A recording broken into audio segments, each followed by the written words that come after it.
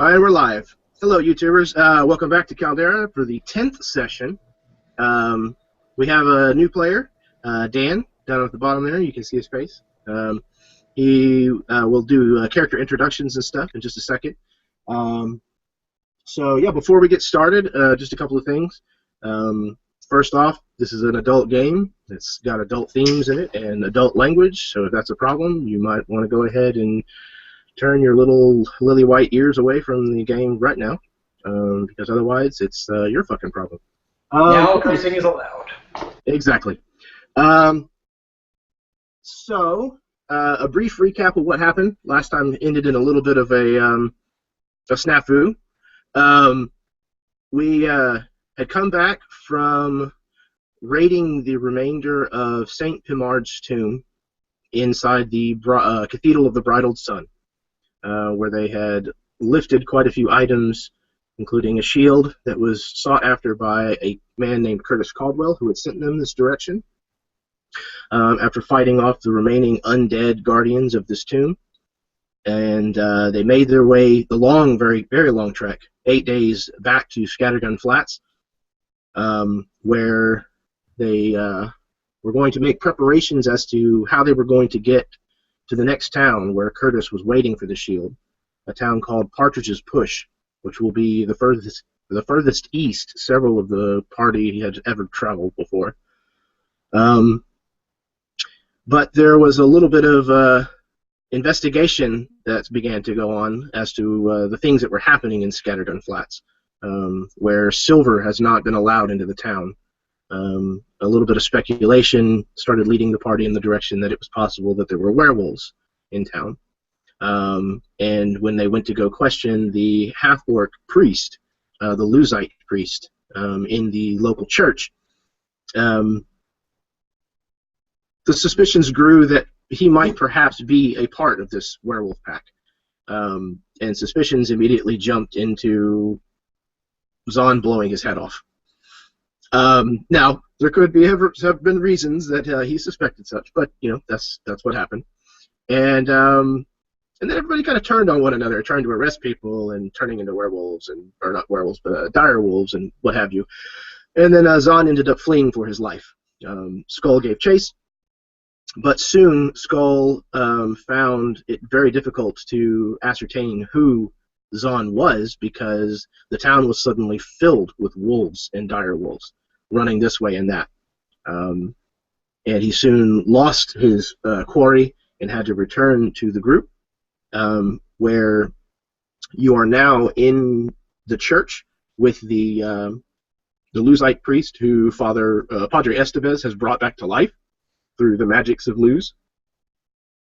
And there is a growing amount of howling and snarling coming from surrounding the church, and it seems like the town, as the night sets in, is growing a little bit restless, and the half-orc priest seems intent on trying to get you out of town.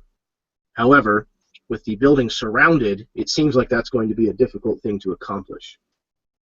He has informed you, however, that there are catacombs, old Durathian catacombs that stretch all beneath the town of Scattergun Flats. And he says he believes, as a rumor has informed him, that there is a way to get out of town through those catacombs. So, with that all taken care of, I do want to go ahead and touch on one or two other things. First off, a huge point of inspiration for this game whenever I was putting it together is a graphic novel called The Sixth Gun. I highly recommend it to anybody who likes this genre and this kind of Weird West stuff. It's a fantastic read thus far. I haven't finished it, but I'm working my way through it like a train. So yeah, check it out. It's a very creative, very cool little setting. Also, even though he is not playing with us, Eli Kurtz is one of our regular players. He also has a YouTube channel where he runs a game called Blackwood set in Savage Worlds. And I put a link to his YouTube channel down in the description of this video. Check him out. Give him some time and let him see what his game's all about. It's a very cool setting as well. Yeah, I don't think there's anything else unless you guys can think of anything that I might have missed. No? Sounds good. All right, then what we'll go ahead and do is go through character introductions, and we'll get this ball rolling. Skull, why don't you take us out? Okay, Skull is a bounty hunter. His primary goal is to obtain wealth and power. He doesn't remember why it's so important to him anymore, but he wants to become rich and powerful, and not really, he wants to become a mage baron. Excellent. Okay. And we're going to skip the new characters for right now and hit Padre Estevez. Okay, I'm Derek. I'm playing Padre Estevez, the Luzite priest that is in shock that one of his companions just blew off the head of another Luzite priest. Excellent. And Mad Dog. My name is Michael. I play Dream Mad Dog Tannen. He is a halfling who is a smuggler by trade. Little bit off in the head from time to time, but he makes good decisions for himself, I guess. But he likes himself some dynamite, so just be careful. Indeed, indeed. All right. And then as far as the new guys coming in, because Zahn was being played by Brian, for those of you who didn't watch that video. So he has made a replacement character, and Zahn has gone AWOL. We may or may not ever see Zahn again. We'll see. So the two of your characters have been in Scattergun Flats for a day or two. You guys have been traveling together. We'll get into that in just a second, for maybe 3 or 4 days. But you have come here as a stop as you're making your way back east. This is kind of what I was thinking. Dan, you're playing a paladin. Is that correct? You want to go ahead and introduce your character? That is correct. I'm playing Dariel Cade. It goes by Cade or Dariel. I don't care. We'll go with Dariel. Why not? I was thinking Dariel grew up back east. He was raised in the church. All that. Prayed, had a vision that there's a whole bunch of evil going on out in the Caldera. So he made it his mission to go out and spread some of Luz's teaching through the barrel of his gun. Pretty much. Yeah, just took it upon himself to go and be Luz's righteous vengeance, protect the innocent, smite all those wrongdoers, anyone who might use magic a little too in the wrong way. Fantastic. Have a point of inspiration for that. Sweet. Thank you. Mm-hmm. And then, Brian, why don't you go ahead and introduce your character for us? I will be introducing James Travis Lee. He goes by Luke.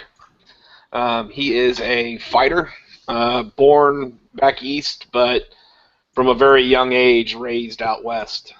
Spent some time with the military, and is recently returning, sort of, to the military after his platoon was wiped out.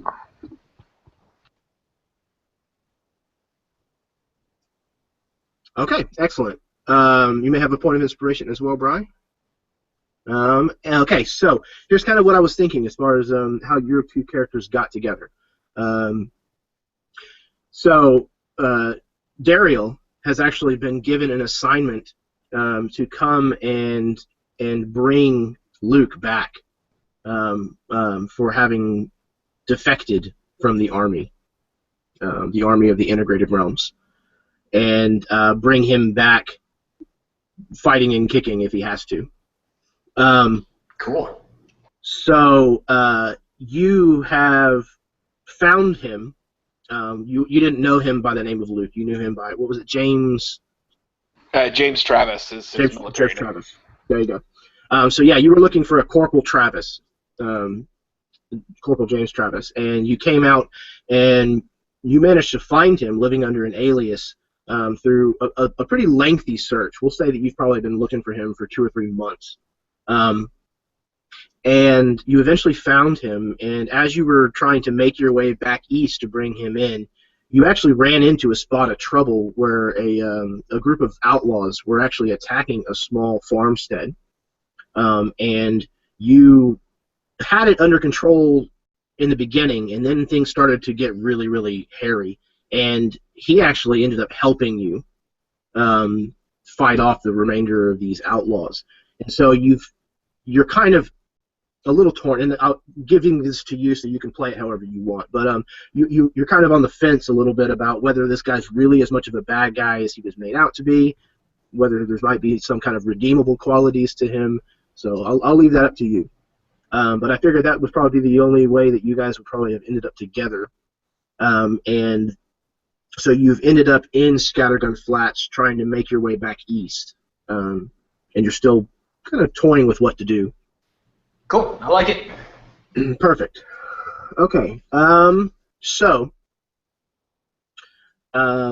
you guys have been in Scattergun Flats for a day or two, trying to make arrangements for travel and all that kind of stuff. And suddenly, this one night, there's all kinds of a commotion outside in the town. And you hear screaming, yelling, gunfire, possibly even the sounds of magic being cast, and then an incessant amount of howling and growling happening in the town. And if you happen to get to a window and peek out, you see that there is a very large amount of wolves running amok through the town.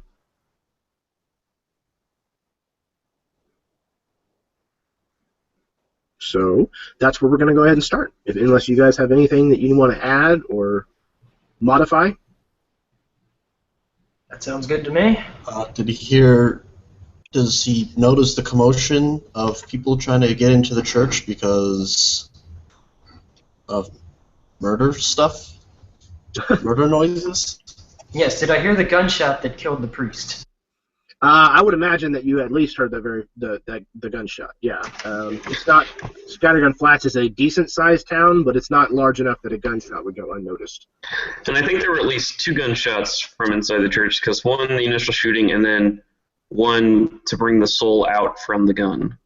Yeah, and I think Mad Dog actually. Yeah, Mad Dog hit Zan. Yeah, so there was definitely an exchange of gunfire. So yes, and there is quite a bit of the center of the commotion, it seems like, does appear to be the Luzite church. That's kind of at the back of town. Well, being an avid follower, preacher, paladin of Luz, I am not going to let that go unattended to. And I'm going to turn to Luke, see what he says, but I'm going to definitely just try to start making my way out. Yeah, given the opportunity to shoot something, I'll follow along. Excellent. Okay. And just to make it clear, there are a lot of wolves roaming the streets. So are you guys going to attempt to just barrel past them, sneak past them, try to go, over the top, roofs and balconies and whatnot, or ride your horses through them, or? How far away are we from the church? Or like 3 buildings or 2 blocks? No, probably longer than that. Let's call it about 100 yards. So about 300 feet. I'm gonna walk out on the kind of the front porch or what have you as we're heading to see what the gunshots were and take a look around at the wolves and kind of tip my hat and walk back inside. It's all yours, Padre. Let's see. Yeah, guns blazing. Let's do this. Alrighty. All right. So, you're gonna head out the door shooting, or? Yeah, I'm gonna head out the door shooting. That's what I'm gonna do. Screw it. There's a lot of wolves here. Wolves are wild animals. I have no qualms about putting down some wolves. I have a All right, question. then. Yes, sir. I'm flying back into the church, right? Do I happen to see violence against wolves going on as I fly back? Make me a perception check. Okay. Also, as his first shot rings out, I'll kind of give a, oh, hail. Pull weapons and follow. Fair enough.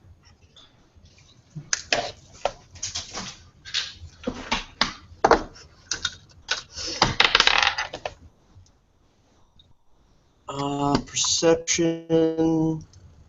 I'm not trained in perception, so 11. Okay. 11. You actually are almost back inside the church, and you don't see anything. However, you will hear this first gunshot. Okay. I'm going to back up to see if I can see where the gunshot is coming from. Okay, we'll go ahead and resolve all of that first, and then we'll take care of what you witness. Sweet. All right. So, Dariel, let's go ahead and do initiative since we're going to go ahead and enter combat. Sounds good. You're just doing that for the 3 people outside. No, everybody can go ahead and roll. And basically what will happen is just for this first round, everybody that's currently involved will get a turn, and then we'll just insert people in the second round. 16 for me. Okay, hold on to that for just a second. Okay. We're using chat for that, I see.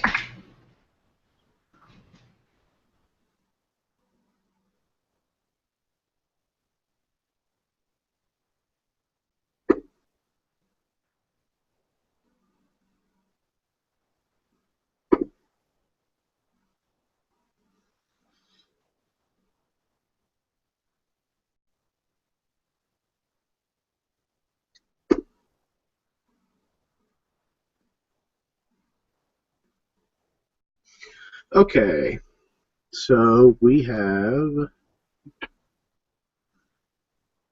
Luke with a 5. We've got Skull with a 14. Mad Dog with a 22. My dice are still hot from last night. Good deal.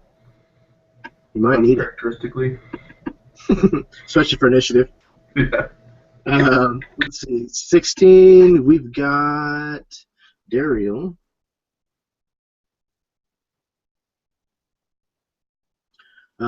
As well as Estevez. If the two of you could give me a D6 roll, if you would, please.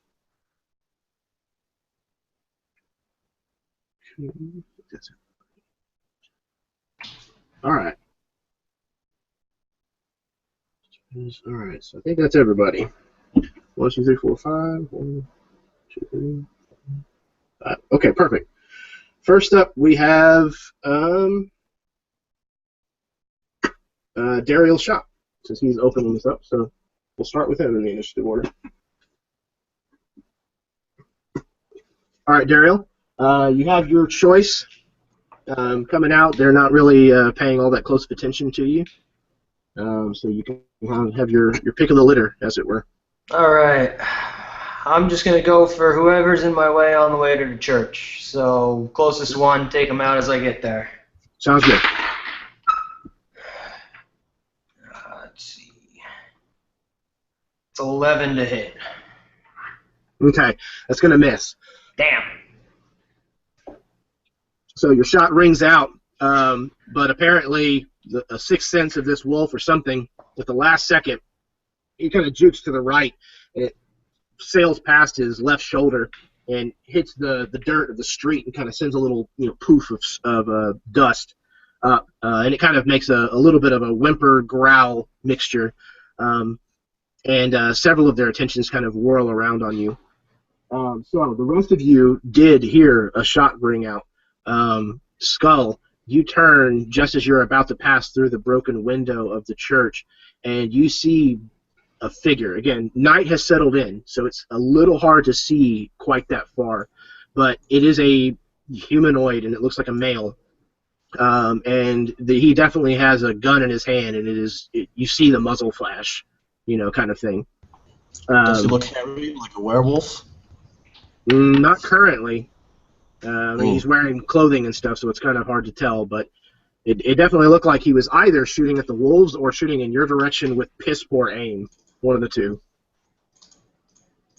Okay, so next up after Dariel is Estevez. If there's anything that you want to do immediately upon hearing this shot outside. Well, I'm just talking to my good friend, the half-orc priest, and waking him up and saying, "Luz has brought you back, Father." Yes. What's going on? It seems I hear do I hear howling outside? Oh yes, absolutely. Okay. I hear howling outside. The wolves have awakened. No. Where are all of your people here? The man that shot you has jumped out that window. Somebody shot me? Oh my God! Am I okay? There's blood everywhere, and he starts kind of freaking out, hyperventilating. Where's that coming from? Luz has brought you back, Father. You are fine. The light of the Lord has blessed you. Oh my God! He crosses himself. He kind of staggers to his feet. You can tell he's kind of a little taken aback by a lot of this. Says, he's no longer here? He's gone, but we need to escape. Can you show us where to go? Yes. There are catacombs beneath the city. From what I remember, there's a rumor that they can get you outside of town. I don't know the way myself, and I haven't done any exploring down inside of there, so I don't know what it's like or what's down there. But there is an entrance here in the back of the church, in our cellar. Please show us and come with us. We need to know what is going on in this town. Right this way. And he kind of turns and moves in that direction, grabbing a gun belt on his way out. Okay. Skull, you're up. So can I hear this exchange currently? Yes, absolutely. You're in the broken window Okay. of the church, so yeah, you have no problems hearing it at all. I say, wait, there's someone being attacked by the wolves outside. Unbar the church door so they can make their way in here too. I'm going to go help them, and then I'm going to go fly I don't know what the shape of the church is. Yeah, it's a steepled church. Kind of the way could you would I picture in a safely typical- land and stand on the church? Is there like a... You could probably Is there an perch. airstrip? No, you could probably perch on the bell tower, like on the windowsill, quote unquote, of the bell tower, if you will. Okay, I'm going to go perch up there and start shooting at wolves. Wolves that are in the way between here, between the guy with the gun and the place, and I am going... Wait, if I yell, do you think he would hear me? At 100 yards? Yeah, probably. Okay, I yell for him to get to the church, and then I'm going to shoot at that wolf that he shot at. Okay. Yeah, it had just whirled around to kind of face him, and it's got its hackles raised. You can even tell that just from where you're at. Good. I've got really good eyesight, you know, with Exactly. my +0 perception. I was actually thinking that, Derek, if you couldn't hear me, I was going to yell really loud. Thaumaturgy? Thaumaturgy. Okay. 19 to hit with my... 20 to hit with my first one. 19 to hit with my second one. I'm using Eldritch Blast, obviously. Right. Okay. Yeah, both of those will absolutely hit. I'm going to blow him up. Probably. 8 and 2 is 10. Oh, okay. Maybe not. Okay. So, as Dariel is making his way hurriedly down the street and fires at this wolf, it spins around, raises its hackles, and suddenly there is a man from the bell tower of the church at the end of the street that yells for you to hurry and get to the church. And then he raises what looks to be a firearm to his shoulder, and suddenly two streaks of purple light come out of the end of his gun and hurl lightning fast across the down the street of the town, and both strike this wolf in the hindquarters, and it yelps really, really loud and kind of does that spin on the ground where their ass is just kind of dragging in the dirt, but doesn't look like he's dead yet. All right. Okay, so the one that is injured actually turns and begins to flee between two buildings. However, there are another 3 of them in the immediate area who are all going to move in to close around Dariel. Let's see here. Mangy dogs. So, what is your armor class, Dariel? 18. 18, excellent. Okay, the first one attempts to nip at your shin, but misses. The second one comes in, and apparently, while the other one is attempting to bite you and misses, he takes advantage. The second one takes advantage of the first one distracting you, and nips you right on the back of your calf. For damn. Okay. Oh my gosh. That's nice to hear. 10 points of damage. Ooh. Taking out the hammy. And you need to make a strength saving throw. Oh shit. You have a point of inspiration, I'll remind you. Yes. Let's do that. Damn! Alright, that one's a 5. A 5 total? Yes. Okay. You fall prone. Damn. Okay. Not a good start. The third one leaps on this opportunity and tries to see if he can't finish the job here. Oh no. Okay. A 19. You said it was 18. Your armor class. Oh boy. Okay. That's a further 8 points of damage. Sweet. Okay. So Skull, you see this happen. These 3 wolves kind of surround this man. The first one gets his attention, and like raptors, the other 2 swoop in and take him down to the ground, and then pounce on him like a steak. He looks like he is in serious trouble. How close is he now? You move 30 feet around. So if you were moving, I'd say you're 270 feet. Okay, well, good luck. Okay. So, from beneath Skull at the front doors of the church, there is we'll call it a knock.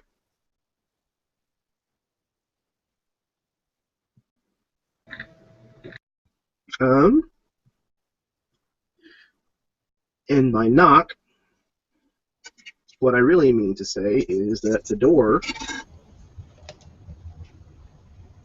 takes 14 points of damage. Mike, if you would mind keeping track of that. There we go. Thank you, sir. Appreciate that. And have a point of inspiration once again for doing that for me. Good. Okay. So yeah, all of a sudden the front doors of the church, which are considerable, mind you, because this was built a long time ago when a lot of the Luzite missions were built. The Castilian buildings are usually built pretty stout. The door rattles in its hinges as there's kind of a grating, clawing noise, and you hear the sound of wood splintering on the outside of the door. Luke, it is your turn. Okay, I'm gonna pull a flask from my vest pocket. I'm gonna call out loudly, "Goddamn waste of good whiskey!"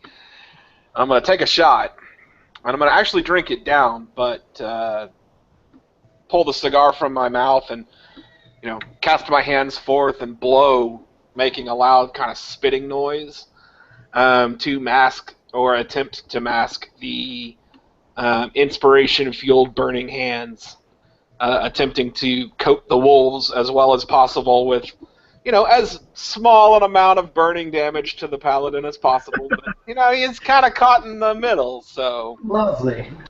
Do you say you were spending a point of inspiration? Yes. Okay. Inspiration on the attempting to spare the paladin as much as possible. Yes, I am perfectly okay with that, so he will get a advantage on his saving throw.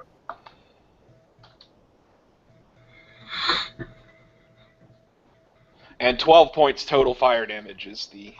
And it's a dexterity? Dexterity saving throw at... What is it? I'd make it. 12. 12? Okay. I made it even without the inspiration, but thank you. Good. The first two actually passed. The third one failed. And you said full was 12? Yes, that is correct. Okay. So Athos and Porthos take 6? Perfect. So you can go ahead and describe how the third one goes down. Is the third one the one that was on top of him, or which? Yes, it actually was. The one that lunged on him after he had fallen. Okay, so the focus of the blast is kind of to the core center, and it just, the spinning flame just kind of smolders into the flesh and fur of the creature, and largely the paladin hides beneath the mass. Exactly. And it just slumps down on top of him as a mass of dead weight. Perfect. Take a point of inspiration for that, Brian. This was gorgeous. Oh. We are back to the top of the round with Mad Dog. Padre, this place typically jumps to conclusions, so I don't want to have to, take credit for all of this massacre that happened. I think we should just get out of here. Do I know? I don't know that people are getting attacked outside, do I? Right? There is something going on outside. You sure as hell do know. I just told you. Oh, okay. Huh. Well, this is a great distraction for us to get away. I'm gonna tell Mad Dog we need to help the innocent. Because I told you before I flew up onto the bell tower.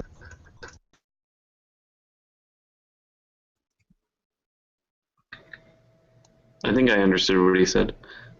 I think he said he told you before he flew onto the bell tower. Right, but that was just that there were people out there, not that they got bit. Oh no, that they were being attacked though. Then I'm going to start ushering the holy men to get to the door.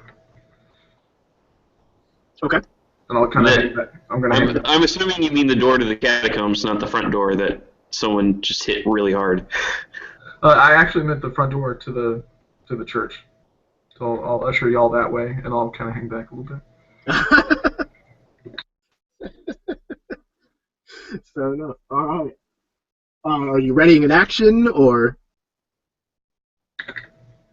No, I'm gonna wait to see what's going on, and then I'll. Okay. All right. Okay. Let's see here. Yes. All right.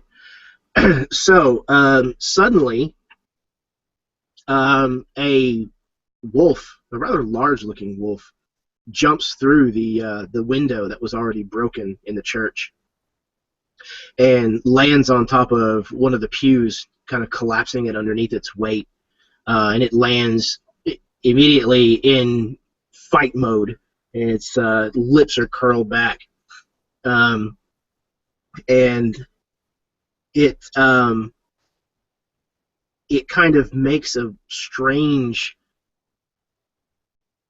between aggressive and painful noise, and it changes its shape right in front of your eyes, for those of you that are inside the church and can see.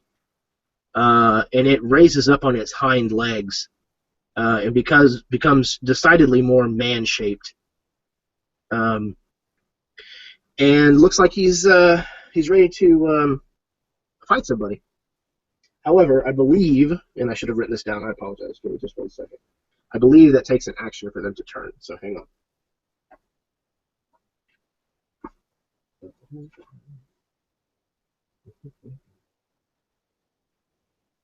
Yes, it does. So that is what he is going to do. I don't think he has a bonus action or anything. No. So, oh, I'm an idiot. I did write it down. I just looked in the wrong place. Okay. Ariel, it is your turn.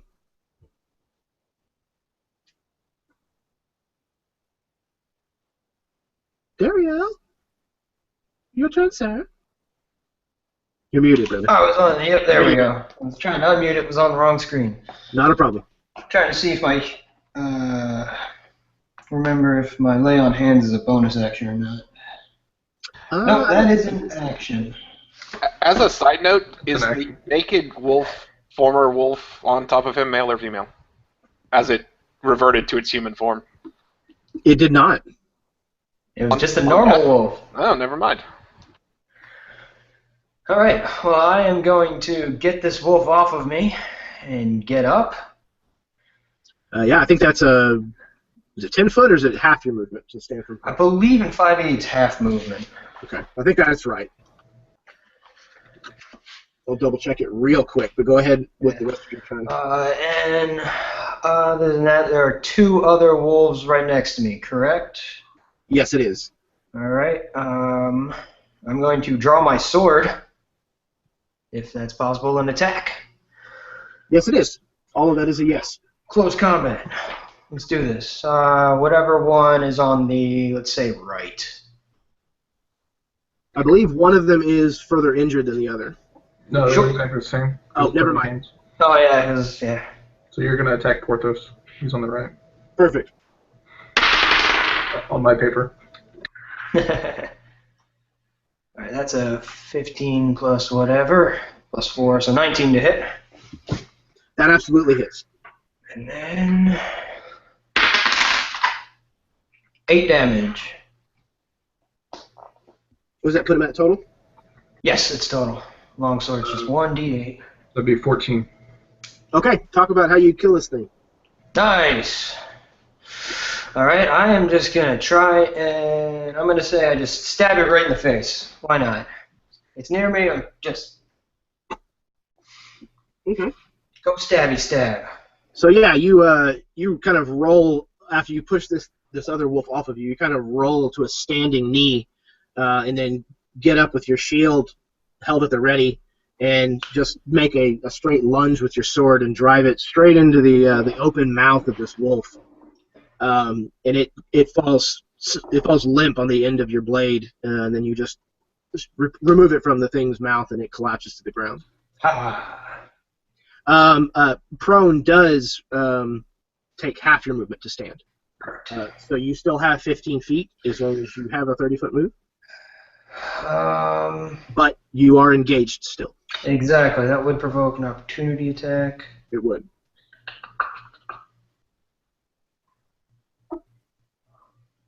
Yeah, sure. Why not? I'll. How many are in the area? Are there? There's just the one, and then are there any other groups near the church? There are definitely more wolves between you and the church, but just the one that is remaining in the immediate vicinity of you. All right, then I'm actually just gonna stay where I am, hunker down with my shield and sword at the ready. I'm sure it's gonna try to lunge at me. Okay. Padre Estevez, it is your turn. So where is the wolf creature in relation to where Mad Dog ushered me? We'll say that you guys were, 10, 15 feet away from the door. Mad Dog's a little further back. So he's probably 10 feet from Mad Dog and about 20 from you guys. Okay, so I have to get over Mad Dog to get to him? No, he's between you guys and Mad Dog. Oh, okay. Well, then I will turn around, point my finger at him, and say, "Sit, vile creature!" And a streak of light will leap from my finger, and it is a guiding bolt at 2nd level. Excellent. Is it a saving throw situation or an attack roll? It is an attack roll. Okay, perfect.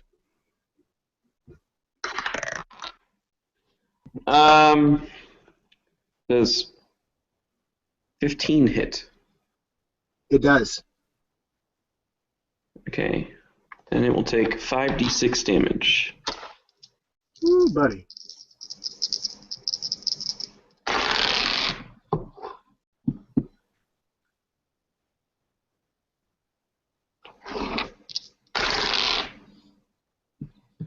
Damage. Okay. He takes that.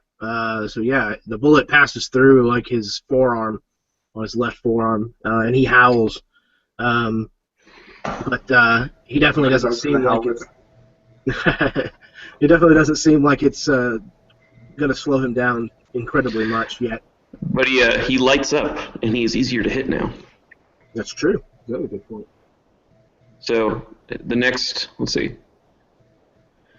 Next attack roll made against the target before the end of my next turn has advantage. Excellent. Against it. And my turn is done. Okay. I step between this creature and the half-orc priest. Okay. Yeah. Excuse me. It is actually his turn.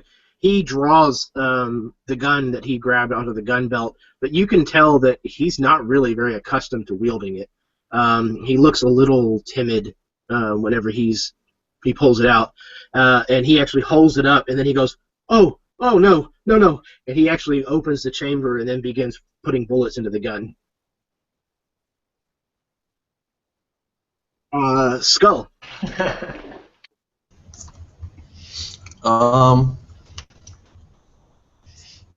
How many? Are there a lot of wolves between him and the church still? Like a lot, or?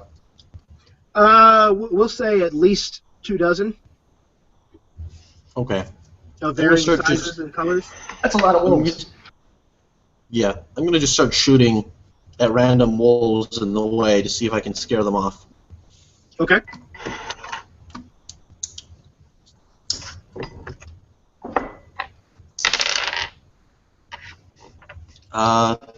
20 to hit one for 9 damage, and 24 to hit one for 10 damage.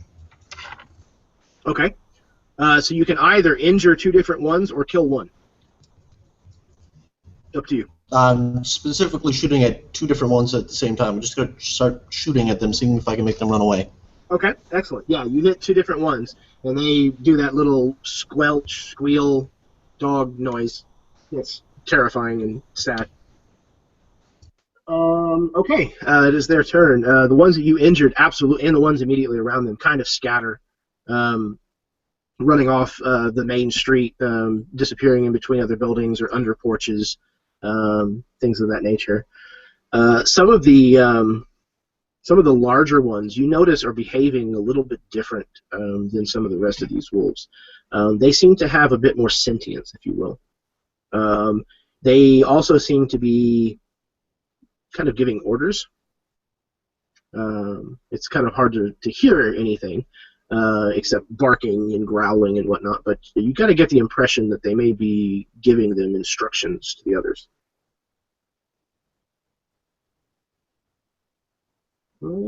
Okay, there is still one wolf remaining, however.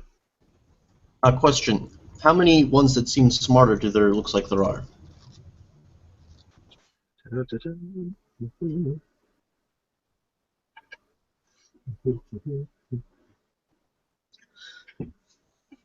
From what you can see currently, you see 6 of the larger variety that seem to be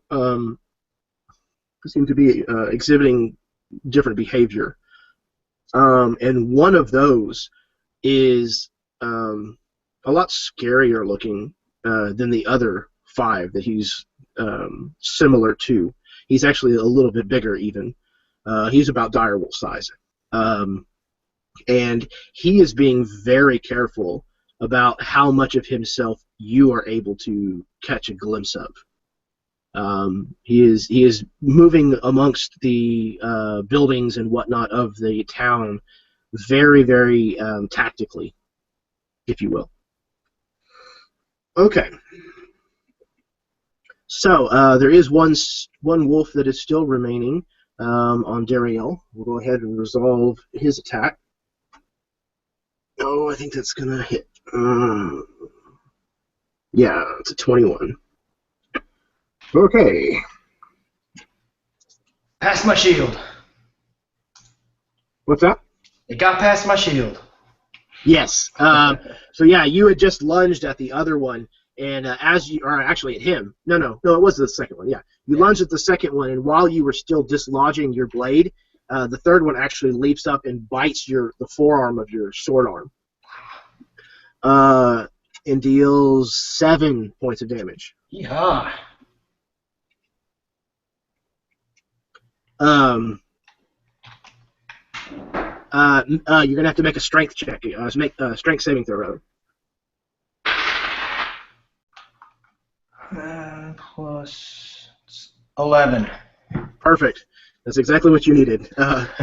He almost pulls you off of your feet again.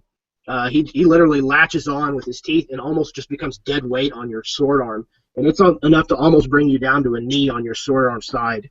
But you manage to plant your foot and kind of shift your weight a little bit to make sure that it doesn't take you off your feet again. Okay. The one that is making his way through the town, he actually begins weaving his way towards the church, stalking closer. Luke, your turn. Okay, I am going to take the opportunity to yet again save my paladin friend, and blast 2 rounds into, or draw my pistols and blast 2 rounds into the wolf that's eating him. Okay. You're on 2-weapon? Yeah. One round from each pistol. Okay, got it, yeah. What did you say, Dan? Sorry? I said he's making himself real trustworthy here. Exactly. He's endearing himself to you. All right, the first shot is 18.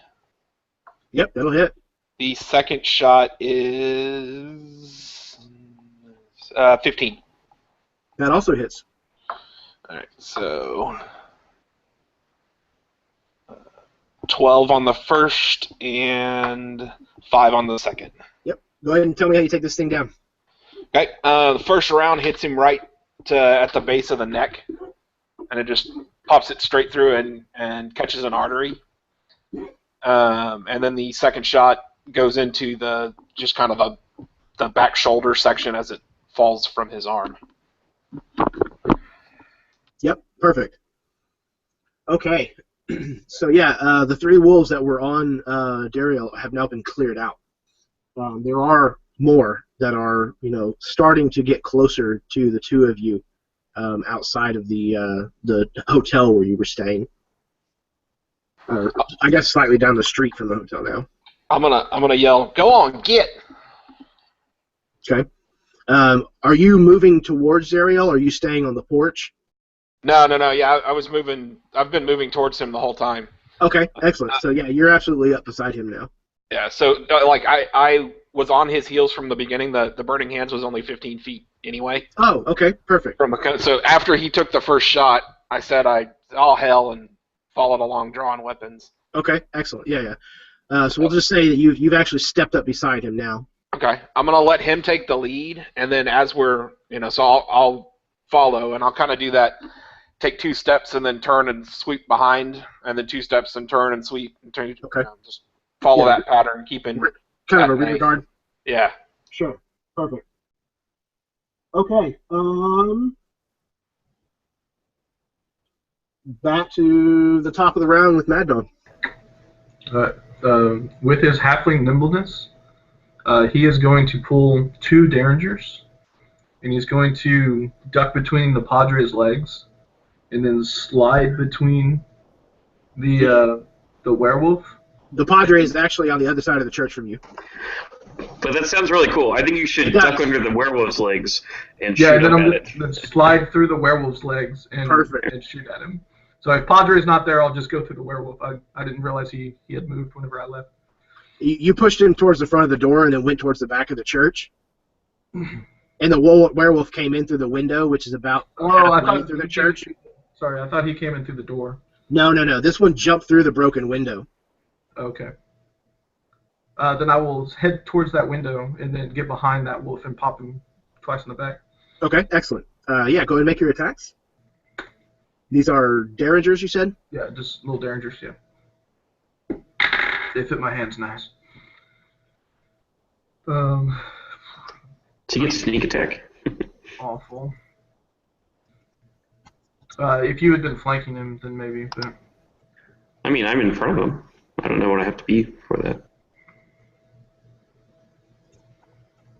No, I don't think you're close enough for that. So the first one's going to be an 8. That is a miss. His first attack has advantage. Oh, right, because the Padre lit him up. Ah, perfect. Yes, thank you. Thank you very much. So that's going to be an 18. That will absolutely hit. We'll play this one.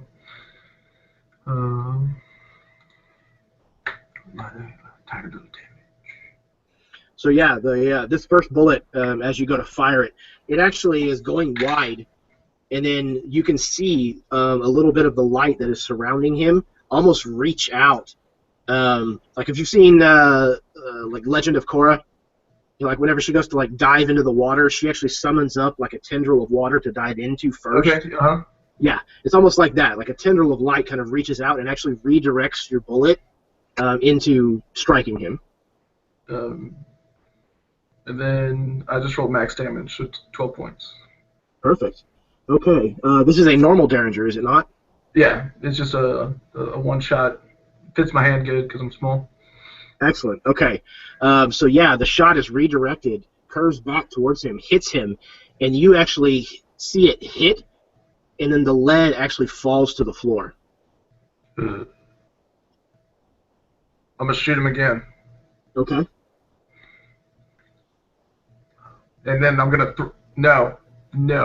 The derringer that shot it, I'm going to throw that at him. That'll be my second attack. All right.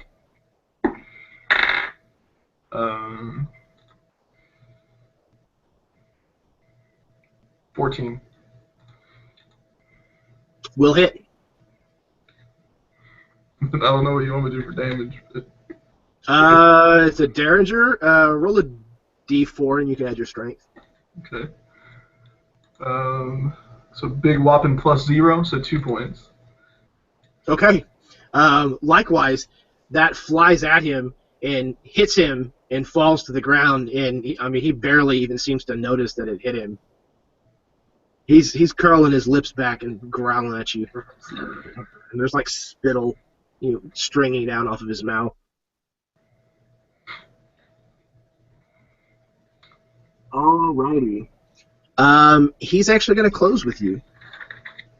He doesn't want to do that.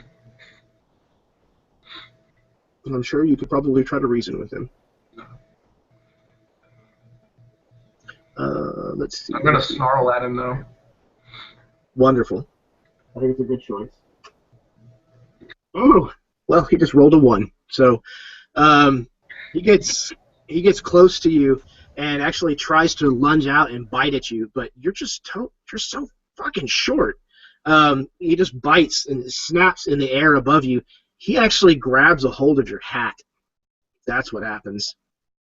His teeth bear down on your hat, and he actually pulls it off of your head and starts shaking it violently. Not your lucky hat. Yeah. His magical feet granting hat. Mm-hmm. Oh, shit. I'm going to be taking out Mastiff. Watch out. Alright. So, Gariel, your turn. Alright. I am going to pray to lose for some healing. Use my lay on hands. Probably a good idea. Use all of it for 20. Excellent. Okay.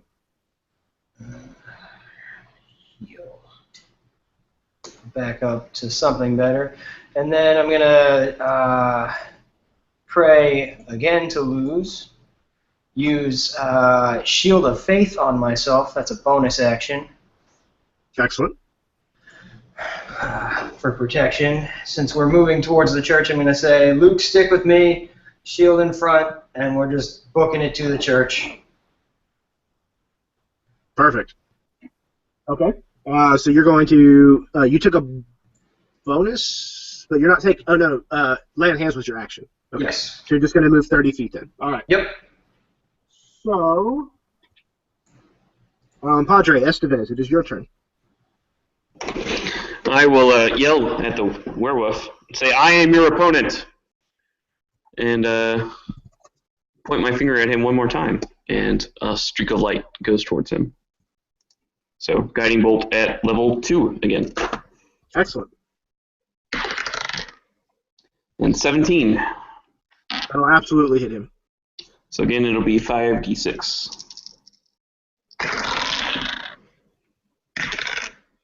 Ooh.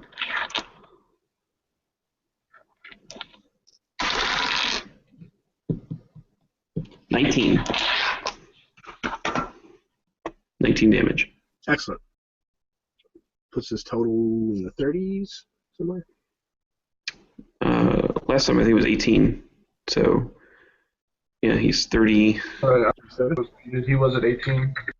So 37? Yeah. 37, yeah. Good deal. All right, remember that. Okay.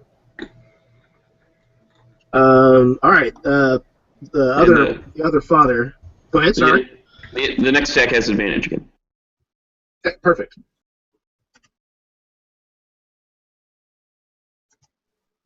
Okay, Father Heyman's turn. Now that he has his pistol loaded, he is going to level it at this creature, and he's going to shoot at him. Hitting Mad Dog. No, actually, he strikes this creature. However, the bullet hits and falls harmlessly to the floor, and he crosses himself and he says, "I knew it. I suspected it. They're impervious to damage. They have the devil with them." Can I do a free action after that? Yeah, absolutely. Okay, I will say the Lord's light has damaged him. Don't you see? Use the power of the Lord. Yes, of course you're right. And he reholsters his pistol after he accidentally fires another round into the ground. I turn to him and say, maybe you should just pray. Take a point of inspiration. Skull, it is your turn. I'm just going to ready action to shoot at any wolves who get close to the two strangers who are making their way over to the church. Okay. There are definitely some that are making their way towards them, so if you want to go ahead and attack, you may. Excellent. 20 for 7 damage, and that one misses. 20 for 7 damage, and the other one is definitely missing. Okay. Yeah, you tag another one. He kind of tears off. Okay. As the two of you pass a kind of an alleyway of between two buildings, there are a further 5 wolves that kind of come out and work their way into a circle around the two of you. So, we will see which ones are going where. The first one is at Luke. The second one is at Dariel. The third one is at Luke. The fourth one is at Luke. And the fifth one is at Luke. Okay. So, the first one... I'm going to use my reaction to impose disadvantage on one of these attacks at Luke. Okay. I've got the protection fighting style. Yeah. Okay. So that gives him disadvantage on his attack. And I'm going to use my reaction for shield. Perfect. Okay. You may want to hold on to it. Just as a it's probably not going to matter because the paladin's shield actually gets in between very effectively, and the wolf muzzle just kind of makes a hollow metallic ting on the shield as it slams into it. Okay. Well, on the next of the 5 attacks I have coming at me, I'll use it. Exactly. It's for the 4 rounds anyway. So. Oh, okay. Well, there you go. Okay. So. Yeah. Actually, the initial roll for that was actually very poor. So I will actually let Dariel save his reaction until one of the other ones, if you would like. That sounds great. Okay. Perfect. All right. So that was the first one. The second one actually comes at the paladin himself. 18, you said? Yes, but it's now 20 because I used Shield of Faith. Oh, perfect. Okay, then that does miss you this time because it wasn't 18. It comes very, very close, but the protection that you called down from Luz this time actually manages, as it gets close, something about the faith actually makes the creature yelp and back away at the last moment. Lose his glory. So the third wolf is coming at Luke. Okay, this one is looking dangerous. Then I will use my reaction. Okay. Okay, excellent. That is a 6 with disadvantage, so that will not hit. So yes, this is the one where the wolf makes the hollow metallic ting against the shield. This is wolf number 4, also against Luke. You have cast shield, Luke. Is that correct? Yeah, I actually can't until I would get hit the first time. So 16, okay. Unless I am hit, and then if I'm hit, 21. Got it. Okay. This will not hit. It's not 16. So, okay. And then the fifth wolf attacks. This one, however, will definitely hit a 16. Okay, so 21 is what it. 21. It will also hit that. It is a 23 total. So. Okay. Oh. All right. Valiant effort. For 8 points of damage. Okay. Okay, so they all kind of move in and begin attacking more or less in unison. And one of them lunges and fakes an attack while the other one actually comes in. And for the most part, you guys do a fantastic job of judging which ones are actually making the legitimate attacks. However, towards the very, very end, one of them actually does manage to bypass your defenses and nips you pretty good on the back of your thigh. Okay. All right, Big Boy begins making his way through the town a bit more, nearing the church. I'm still in the church. No, the one outside. You said Big Boy. That's so funny. Yes. Oh, haha. Got it.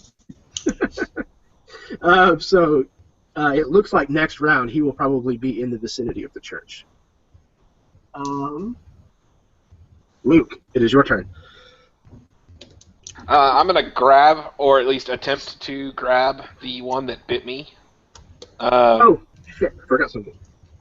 You actually needed to make a saving throw. Sorry. Alrighty. Stand by. 17? No, Okay, sorry. 19. Yeah, you're perfect. So go ahead. Okay, so as it attempts to pull me off my feet, I want to attempt to get it down, I guess probably by the scruff of the neck, since it's latched onto my leg pulling. And I'm going to cast Shocking Grasp. Perfect. Okay. And you make an attack? It's a cantrip, and it is on hit. So yeah, it's an attack. Melee. Okay. Melee spell attack. Okay, so that is 20 non. Oh yeah. Yeah, absolutely. Okay, and it will take 7 points of damage. Okay. It also cannot take reactions until the start of its next turn. Excellent. Okay. Yeah, it yelps and actually kind of falls back a step. Lets you go. Okay. Oh, Mad Dog. So he's going to drop his other Derringer, and then he's going to draw out his big two-handed pistol that's shiny and blue. Ah, okay. He doesn't have both of those, or He has both, one of them? but they're pretty drawing big, so I'm just drawing one. Sure. Okay. Figured it'd be kind of hard to wield and move with it at the same time. Makes sense. Except they resized me, didn't they? Yeah, I mean that's typically the way I I'll- handle magic items. Then I'll draw them both. Excellent. Okay. And I'm just going to pull both triggers at the same time. Got it.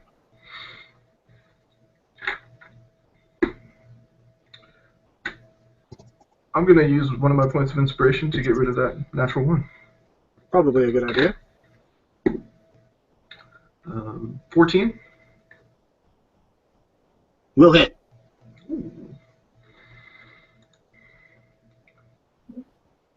This is 2d6.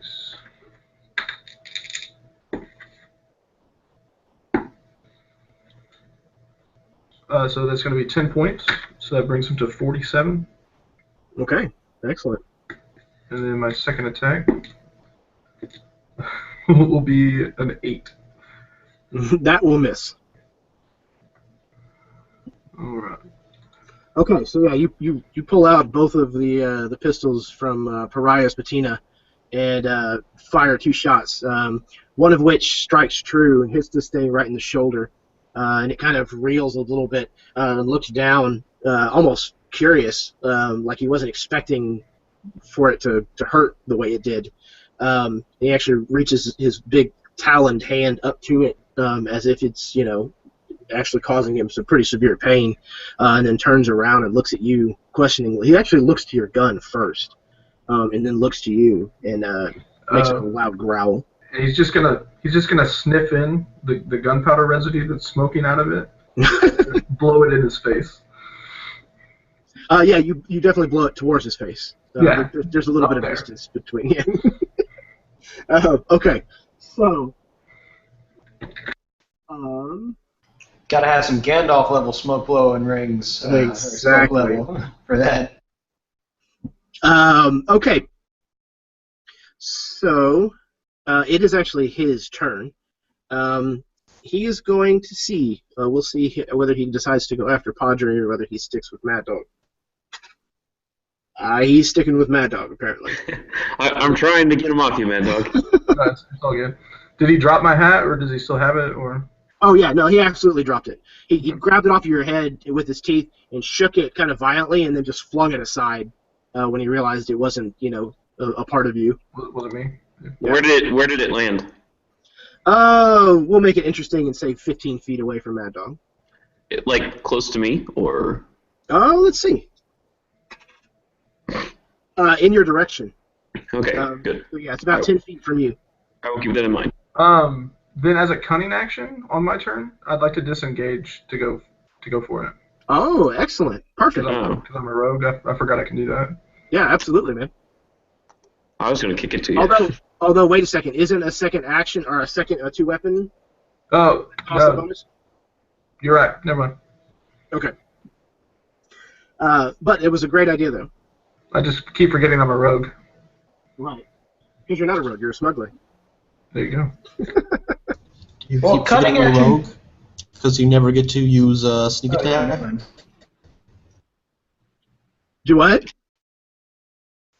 I only Did he forget that he's a rogue because he never gets to sneak attack? I don't think he never gets to. I think there have been opportunities to. Okay. So he comes up to Mad Dog. Let's see what he's going to attempt to do. Okay. Alrighty. So he hit you.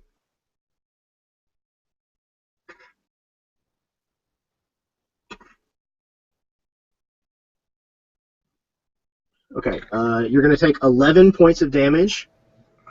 As he bites down, he kind of takes a step towards you and bites down right on your shoulder. And his teeth actually kind of dig in all the way down to like your pec and like your shoulder blade on your back.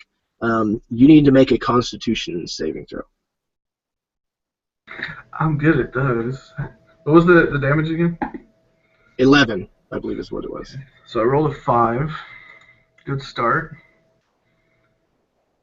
7 is my con save.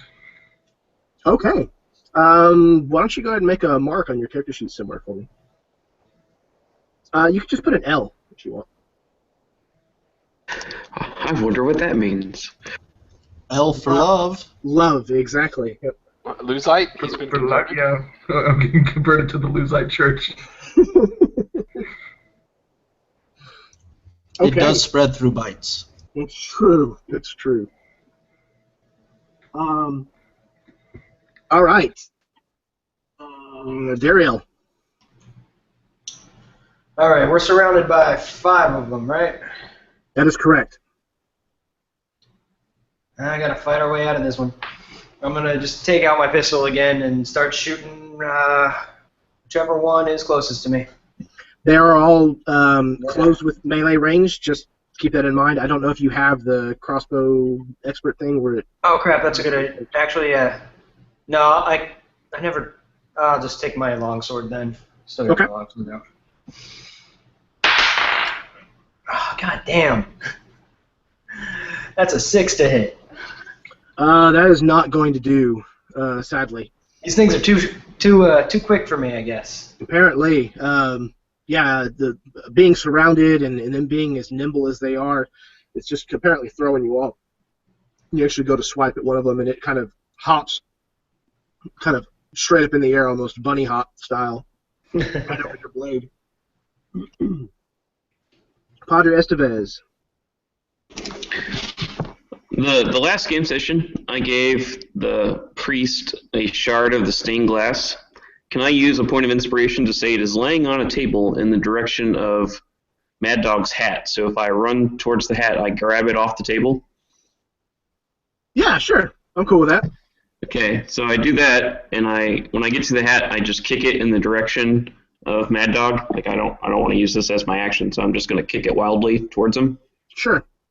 And when I get close enough, throw this shard of stained glass at the werewolf. Okay.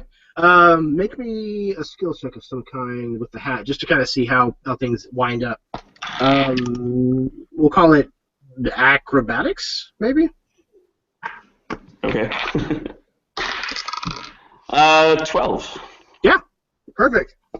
You kick the hat, and it more or less goes straight in Mad Dog's direction.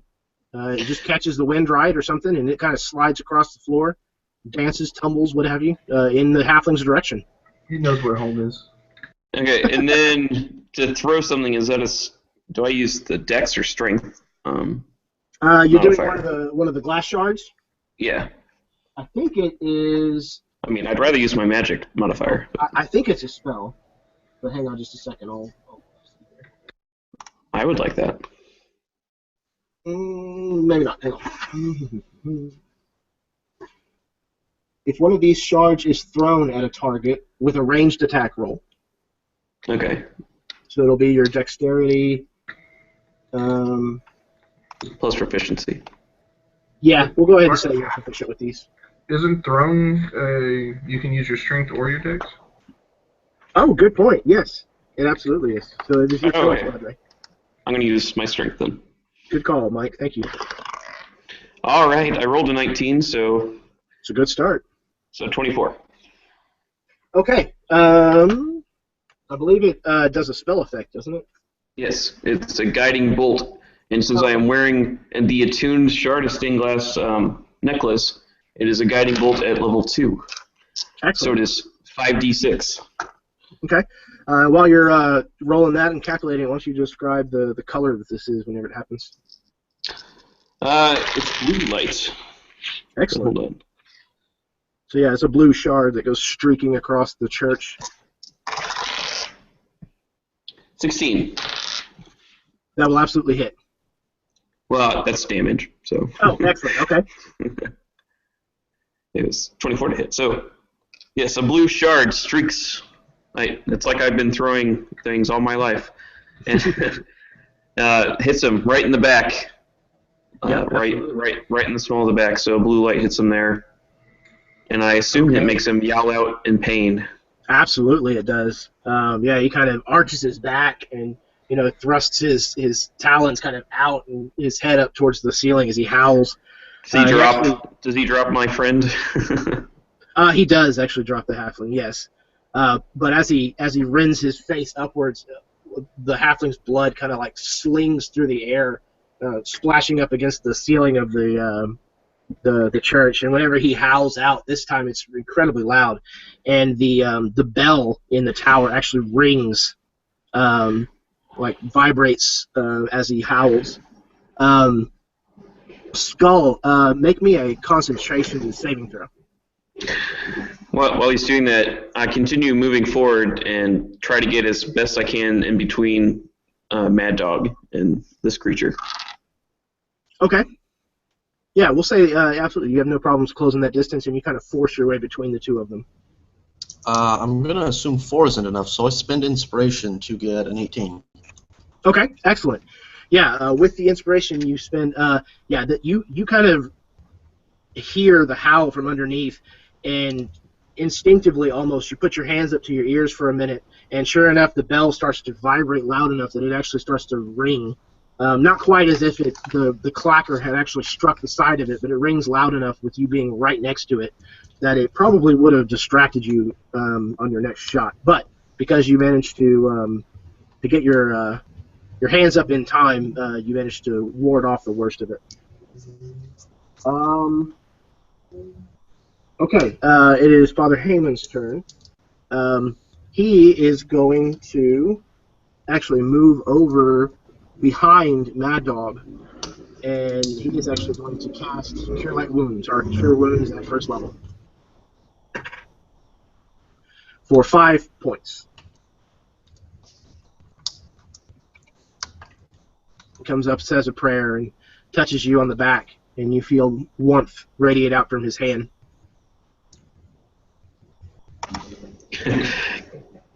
Can I tell him to bless us, Father? Yeah, he'll have to wait till his next turn. But, I know. So if you didn't get the total in the chat, is 63 for the werewolf guy. Yeah, I did. Thank you. And you got your healing, right? I sure did. Thank you. Perfect. Okay. So, Skull, it is your turn. Okay. So can I, right now, at all, see the big wolf who's sneaking his way over to the church? You may attempt to take a shot at him, but it will be at disadvantage. Can I see him at all? Yes. Okay, I'm going to magic missile, so I won't make any attack rolls. I pull out my magic missile gun, aim it in his general direction, and pull the trigger, and I'm going to spend 3 of the charges to cast it at 4th level. Ooh, dirty. Okay. So he gets 3, he gets 6. 64 plus 6.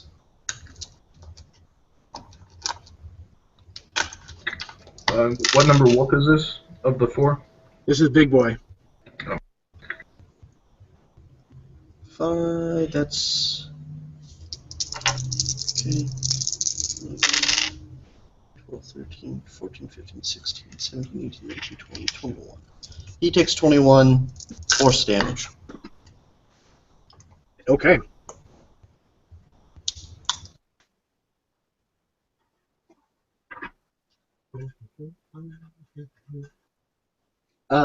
Next up are the wolves. So, where's the thing I'm looking for here?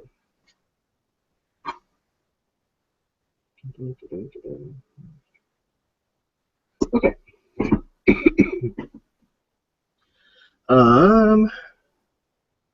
The wolves, so the 5 of them that are surrounding... Oh, Did one of them? You guys kill one of them? I don't think so. I think there's still 5 of them. No, I wasn't able to hit the one. Okay. So the 5 of them are going to be attacking once again. We'll see. Going for who? What's up? Never mind. It was a different wolf. Okay. One of them ran away because Skull shot him, but that wasn't one of these. Right. The one I shocked did not run, correct? No, he will be running. So there are only 4. Thank you. Okay. Okay, so the first one comes at Dariel.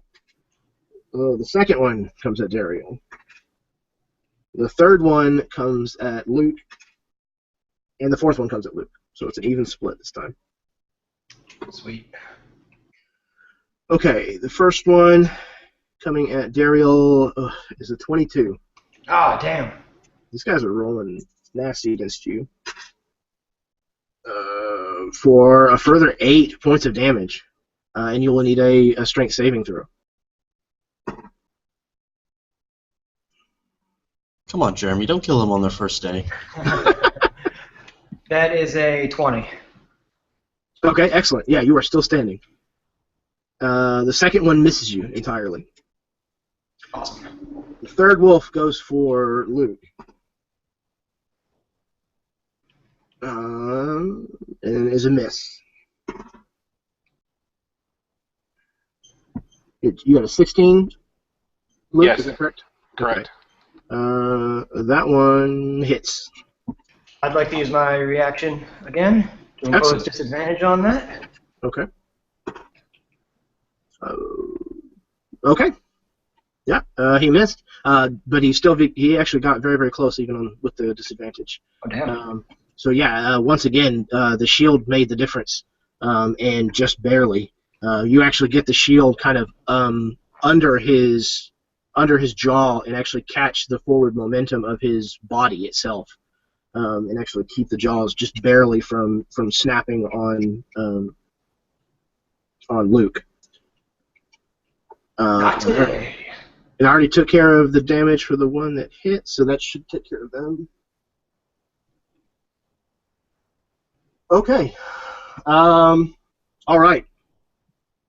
Big boy closes with the front door.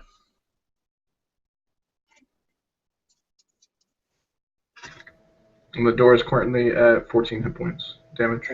Thank you.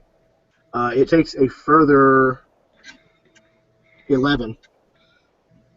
So 25. Okay. Yeah, there are actually planks of the door that are now kind of collapsing as this beast rails against it. And there are parts of the stucco walls that actually have cracked, like kind of where the hinges are bolted in place. And there's little tiny pieces of pebbles and dust that have like come off the walls and is settling on either side of the door. Luke. How far out from the church are we now? We're still a good clip out, right? Yeah, I believe so. We'll call it 200 feet. I know that's not quite accurate, but in the sake of time, we'll shorten it a bit. You guys have kind of been making your way as the wolves have been circling around you, and you kind of been shifting and moving. So yeah, you're about 200 feet away. Okay, and then what's there's 4 wolves on us currently. What's the wolf situation between the pack that's on us and further out? Or towards the church? Right. You see a further 6 wolves, as well as one of the larger-looking fellows that's kind of amongst them, looking to kind of give them direction. Okay, and what's the approximate range on those? They're probably still about 50 feet from you. Okay. 60 feet, somewhere around there. We'll call it 50. All right, thank you. I am going to use the pistols dual wielding, and I'm going to put 1 round into one of the wolves on me and 1 round into one of the wolves on my paladin friend. Yes. Excellent. Perfect. First attack is a 14. That'll be on mine. And you do have crossbow expert, right? Where you can do the in close range? shooting? Oh, sorry, no, I do not. I have. Well, okay. Actually, let me ask a question then. Sure. For a Western field, did you change the rule where you can only draw one weapon at a time? I took dual wielder in lieu of crossbow expert so that I could draw both pistols in one turn. I But see. if you swapped that for a more Western field, then I would have crossbow expert. I meant to ask you before we started, and I forgot. Yeah, I mean, I don't remember if I've established one way or the other yet, but I'm perfectly cool with like drawing two pistols in particular, or two light weapons, two one-handed weapons, or whatever, as one action. I'm okay with. Okay, cool. Like I took dual wielder because that's how you that's the only benefit of it. Like it's since we're not melee, I don't get the AC or anything like that. But I wanted to make sure, since he's a gunman, that he could pull both in one round. But if you're cool with that, then yes, I do have crossbow expert. I will swap that out. Excellent. I think it's a good call. Okay. So 14 on the first one. Again, that's against mine, and non-20 on the second, which would be against his. They both hit. Okay. The first, mine takes 12 points. Second, his takes 7, 8, 9, 10 points.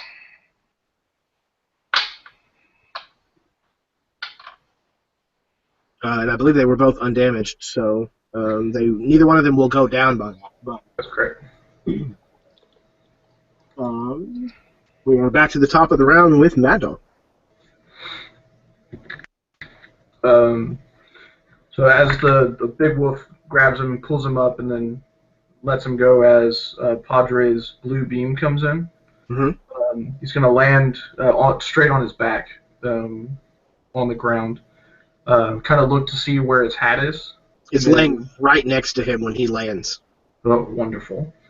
He is going to grab it with his right hand, and he's going to kip up with athletics. Okay, sure. So he's going to try to put the hat back on as he's getting back up to his feet with his Fifi daft hands. So the use object action as a bonus action. Okay. And then land on his feet and try to shoot the wolfman just straight in the gut.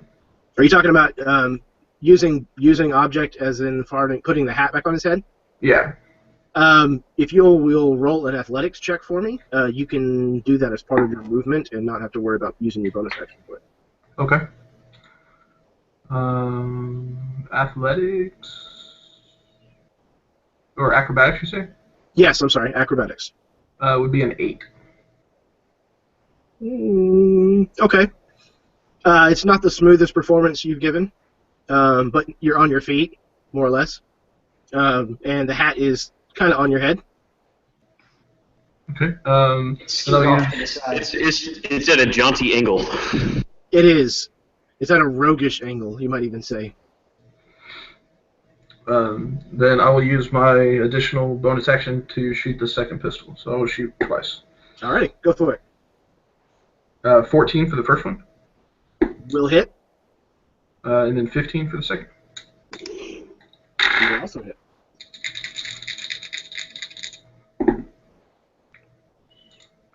Uh, 10 points for the first one. And 9 points for the second.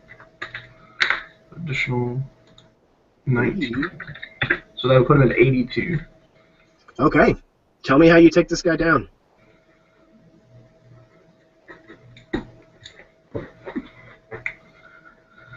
Okay, so as he kips up and puts his hat on cockeyed, he gets the first shot from the hip, just straight into the belly of the beast, which causes him to double over and kind of cough a little bit of blood out. Then Mad Dog gets his second pistol, since he's doubled over, puts it straight up in his mouth, and then just pulls the trigger as he falls to the ground. Yeah, absolutely. Yeah, the back of his skull kind of explodes for the second time inside this church tonight, and flings brain matter and chunks of skull across the building, spraying across the pews. Very, Tarantino symbolic like. And yeah, his big, large, furry body collapses to the ground and immediately begins changing before your eyes. And he actually takes the form of a male elf that you had seen kind of about Scattergun Flats. It wasn't the clothier guy, was it? No, it was not. No, this is a cattle hand that you had seen kind of in town before. Okay, so that was Mad Dog. All right. When that happens, those of you who have eyes, or actually anybody, would be able to easily discern the. Wait, those of We you all who have have eyes, so Well, I was gonna say those of you who have eyes on what's going on outside, but Okay. then I changed my mind. I just happened to pause at a bad time. So, yes, those of you that have eyes, which would include all of you, are able to hear. Actually, You're all able to hear that when that happens, there is a collective howl that goes up amongst the larger collective of wolves out in the town. It is a mournful cry. And immediately they seem to be whipped up into a further frenzy. The one that is up the street from Dariel and Luke, that has his little group with him, they actually turn towards the church and begin barreling down the street in its direction. It is Dariel's turn. all right. Well, let's try to at least take care of some of the wolves around us first. So I'm just going to take my longsword again and slice at one of them. The one that's already been injured, that was just shot by Luke. Okay, sure. And that is a 20. Yes, that will absolutely hit. Finally hit something. 5 damage. Yeah, we'll go with the one that was most injured. So it's Yes. 16. Yep, go ahead and tell me how you take this one down. All right, so this one was just shot by Luke, so it's as it's shot, it kind of rears around, and I'll take advantage of that and lop off its head. Absolutely. Perfect. Okay, so yeah, that leaves, I think, 3 of them around you. Padre Estevez, your turn. How close are we to, or just describe where like the door to the catacombs is? Like, is it down a narrow hallway or something? Yeah, there's like a small room in the back of the church that's kind of where Father Amon actually lives. It's a real small rectory. It's kind of like a private bedroom. And there is a door in there that leads down a kind of, well, it's probably actually a closet. And in the back of the closet, there's a ladder. And you have to climb down the ladder into a small cellar that's immediately underneath the church. And he tells you that the door to the catacombs is inside that cellar. Okay, well then I will get everyone to back up to like the door to his room, Okay. so that it's another barrier. Sure. And can I get the other Padre to grab a pew to pull it along with us that we can use as cover? Yeah, absolutely.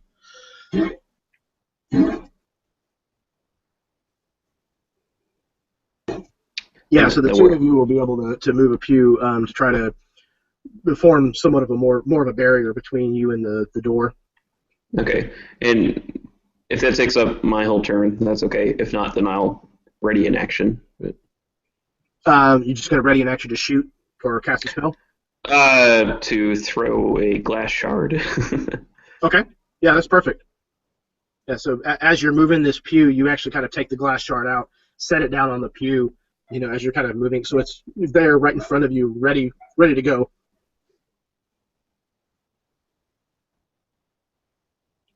That's what I'll do.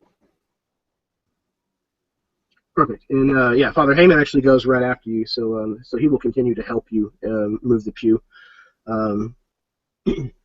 And Mad Dog, you are still pretty injured, yes? It's so-so. Okay. Then what he is actually going to do is, as he's moving you, he will, as he's moving the pew, he's actually going to cast Bless upon you guys. I think he gets up to 3 people, so that should be able to get all 3 of you, including him. So, Skull, it's your turn. Is Big Boy within 90 feet of me?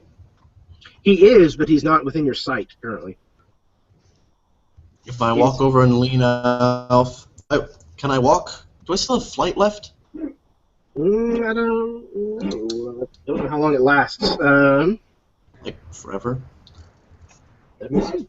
You cast it once in the last 30 years, I think. To fly last. It says up to 10 minutes. So I would say probably 10 not. minutes. Okay. Does it look like I could, without too much effort, walk to the edge so I can look down and see him? Well, like again, you're kind of in the bell tower of the church, and he is actually on the front porch of the church. So there's a little bit of a porch overhang that's keeping you from seeing him. So you'd actually have to like lean over the edge of the roof and look underneath in order to see him. If I crawl on my belly, can I do it? Sure, that's fine. Okay.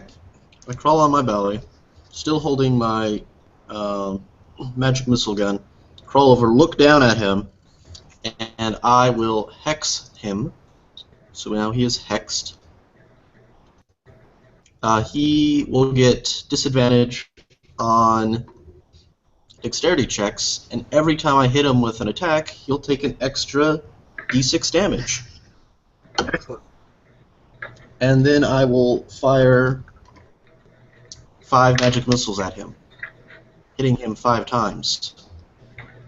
And this gets the magic missile up to how many charges gone?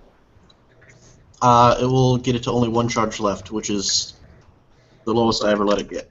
Right, yeah, because if you do it again, then you have to roll to see if it gets destroyed or whatever. That's die is lost forever. I'll never see it again. So he takes 8, 15,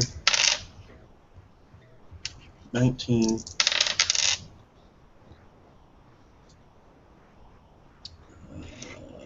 25,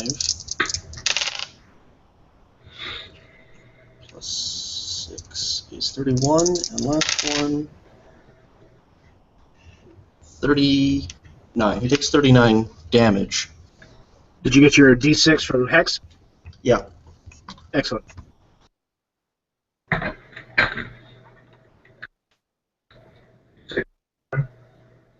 What was that, Mike? Sorry? Did he say 39 total damage? I believe so, yes. 60 is what he said. Okay, remember that. Okay. That was Skull. It is now the wolves' turn.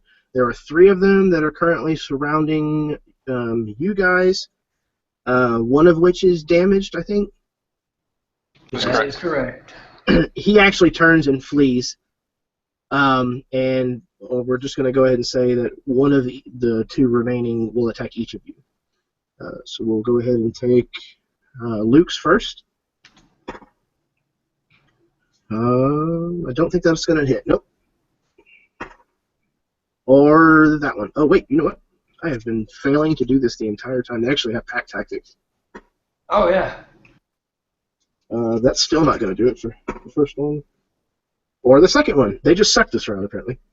Finally. So, yeah, they are apparently scared after you guys have been consistently dishing the pain out to their comrades, and they definitely seem like they might be relying more on their bark than their bite this time around, and trying to intimidate you into laying down or what have you. But they're definitely not running off just yet. The rest of the wolves that you kind of see are headed towards the church. Okay, it was Big Boy's turn. All right, he abandons the door and turns around and looks up at Skull. He then takes a flying leap towards the edge of the overhang and undergrips the edge of the roof. Oh yeah, he just rolled a 20 on his athletics. So reaches up and grabs a hold of the edge of the roof, almost like he's a rock climber, just dinoing with one hand, and then reaches his other claw up and grabs in an attempt to grab a hold of Skull.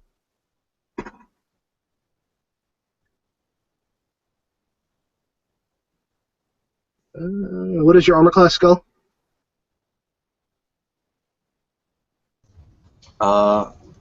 Without any kind of modifying, it is 16. Okay, that'll definitely hit you. Okay.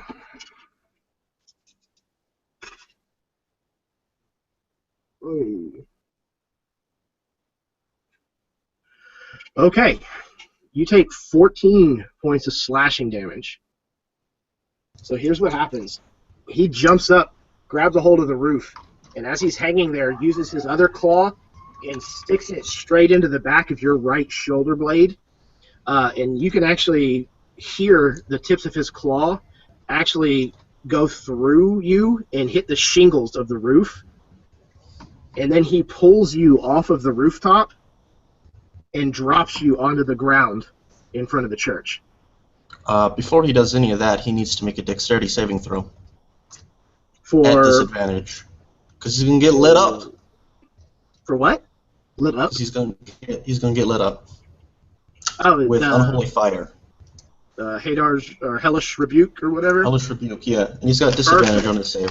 Yes, okay. What is the DC? It's going to be 14? Is that right? Was his jump up there a dex, or was that a... You said it was athletics, so I guess that's strength. Never mind. Yeah, it was athletics. You said it was 14, Skull? Is that correct? Mm-hmm. Okay, he failed. Good. You can take a lot of damage.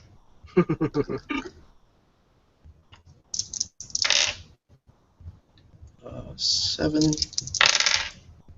14, 20, 32. He can take 32 hellish damage.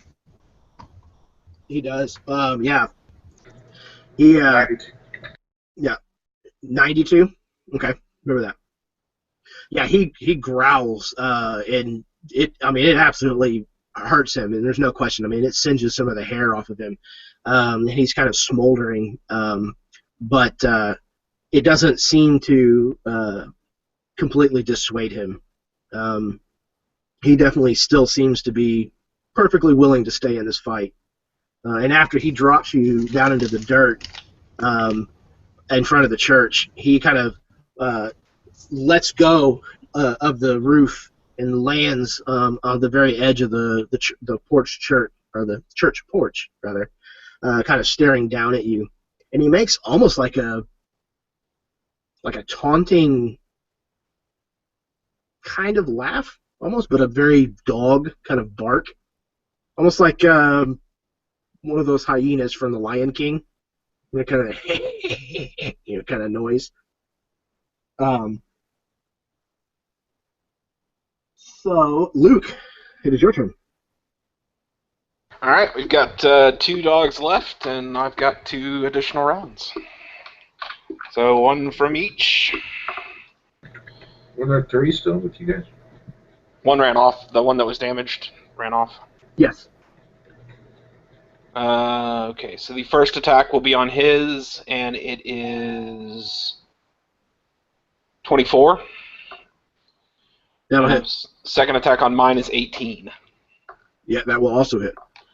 Right. The damage for his is 9, and the damage for mine is 8. Okay. Excellent. Are you keeping track of rounds, by the way? Yes. Pistol? Perfect. Thank you.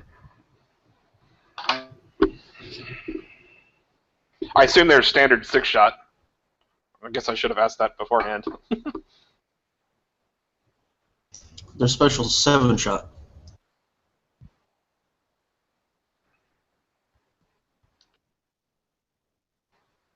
Jeremy? We lost your sound, Jeremy.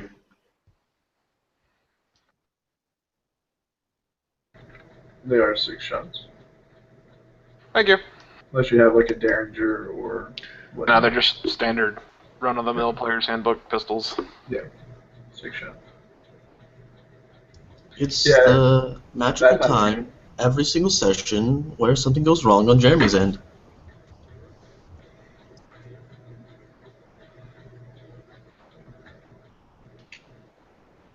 All right.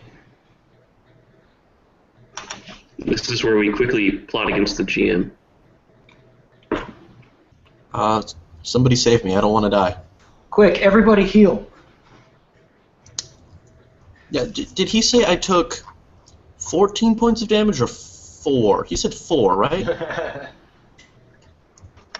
thought he said 16. Oh god, no. He said 14. Shut up, you. Okay. Rocks fall, everybody dies. Yeah, for some reason this happens like once every session at least. It's cool. While you were gone, we killed them all. Oh, Yeah. excellent. Good. Wonderful. Then I can just move on to giving you guys treasure. Wolves have treasure? They just swallow gems and everything? Oh, of course, yeah. It's a standard, it's just a standard RPG. Everything They- is treasure. I They guess exploded into money, by the way. I guess I failed to tell you guys that these wolves were actually made out of coins and gemstones. They're actually made of diamond, like butt stallion. Okay. Now that that's all taken care of and out of the way. What was the last thing you guys heard from me? The damage that you dealt to Skull. Damage that I dealt to Skull. Yeah, like they landed on the ground, and then you kind of cut out after that. I'm pretty Well, sure. then Luke went as well. Well, yeah, Luke Yeah. is going to shoot somebody. Yeah, he shot both of the wolves that were around you guys that were remaining. Yeah, and Yeah, that's but the you didn't last talk thing it about was. Okay. Yeah, okay. So yeah, he shot both of them. And then we were back at the top of the round with Mad Dog. So there's nothing left in the church other than us, correct? At the moment, but there is definitely something that was just banging on the front door. And I just heard something land on the roof. Is that right? You heard some noise on the outside. You're not sure if it was something landing on the roof or not, but I mean, there was definitely a commotion on the front porch. Didn't Yeah, you I say don't- that there are planks missing off of the door? Couldn't he see through the door then? If he moved up to it, yes, absolutely. Okay. Yeah, I'll do that then. I was going to climb to the roof, but since I can see through there, I'll go examine through the front door and see what I can see. Okay. Yeah, you make your way across the church and peek through the broken bits of the door, and you can see the back of an enormous werewolf that is kind of looming over Skull's position, lying in the dirt in front of the church. And that's all I can see is the back of a big werewolf? I mean, you can see several other wolves that look like they're kind of making their way towards the church, but they're not closed with it yet. Would you say there's any hole in the door that would be big enough to stick a piece of dynamite through? For you, Mike, of course there is. Wonderful. Then I'm going to light a piece of dynamite and stick it through that hole. And then get to the side of the door. You do see Skull out there, right? Nope. Apparently I don't. So Oh shit! I thought he said you see him looming over Skull in the ground, but whatever. I just saw the back of a. It's fine. It's I'll not tell the you one first time he's thing. blown me up with dynamite, though, so Yeah, whatever. It's one stick of dynamite. The explosive area is not very big. It's fine. It is true, according to the rules. It's a very tight little area for one stick. Plus, Okay. the werewolf is between me and the dynamite. He's going to take all the damage. The explosion will... Exactly. I'm sure it'll be I perfect. got your back, Skull. It's fine. It's just a little bit of exploding. You're And, used to it now. perhaps maybe you want to use your bonus action, your cunning action, to take a dash so that you can get away from the dynamite that you just lit the fuse on. No, Maybe. yeah, I'm gonna light it, stick it through, and then get to the side of the door. So like I have the stone building between me and the explosion. There is no stone building. No. Or This is a wooden building that has stucco on it. So. okay, then I'm gonna use my my cunning action to dash away. Okay.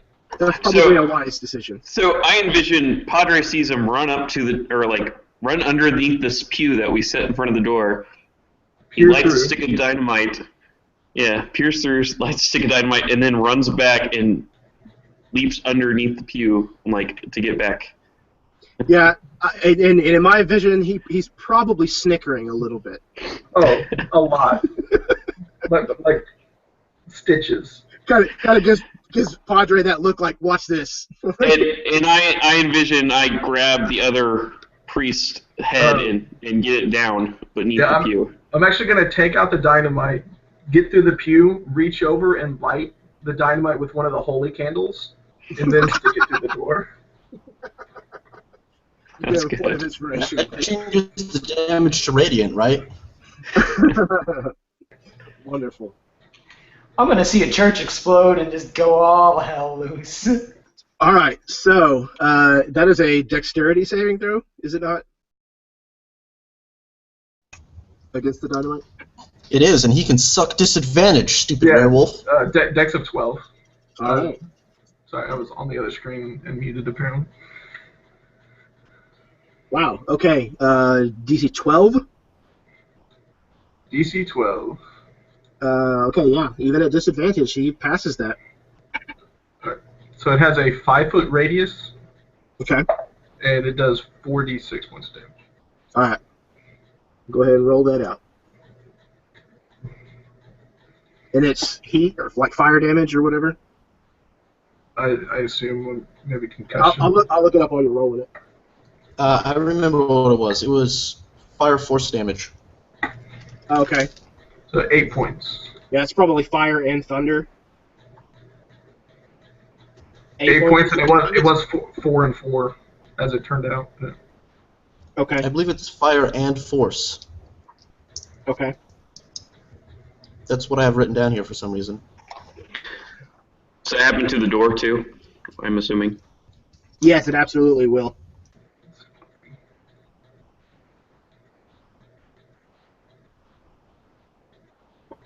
What does that put the door at? 33. Okay. Tell me how you blow this door apart and how this werewolf takes half of that damage. Oh, wait, hold on. As for the book, it actually listed it as bludgeoning damage. That doesn't make any sense, though.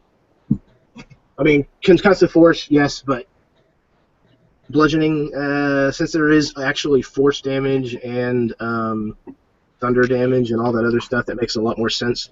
We will call it fire and force damage. That makes much better sense. He will still take half damage from this, though, because he passed his saving throw. So that puts him at 96. Excellent. Okay, so talk about how this door flies apart. And he takes some damage. So yeah, I like the dynamite and stick it through, but it actually hangs in the hole. It doesn't quite go all the way out, causing him to only take half damage, but causing the door to have a very large chunk of the middle blown out. And then the concussive force rattles the already loosened hinges, which causes them to collapse in on themselves. Nice. And then fall onto the pew that was set up. So there's now currently a ramp from the outside to the inside with a hole at the top. Wonderful. Perfect. Yeah, and splinters from the shattered door and iron fragments from the bindings on the door kind of fly out and pepper the werewolf in the back, as well as the extreme heat and force from the blast. And he kind of staggers forward from the damage a bit, but he is still kicking. I laugh at him. He laughed at me, I laugh at him. Excellent. You laugh at him while you look up at him from the dirt.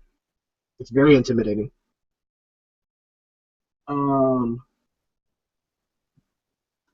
Okay. The other larger werewolf that was leading his little group towards the church is getting closer to where Skull is. And he actually, as he's closing the distance, also begins to shift and change his shape and becomes a standing humanoid version of himself. However, that does take his action, so he is not able to take an attack upon Skull, who is prone at his feet. Dariel, it is your turn. All right. Well, I hear a nice explosion coming from the church and immediately Absolutely. whip my head around to see what the hell's going on.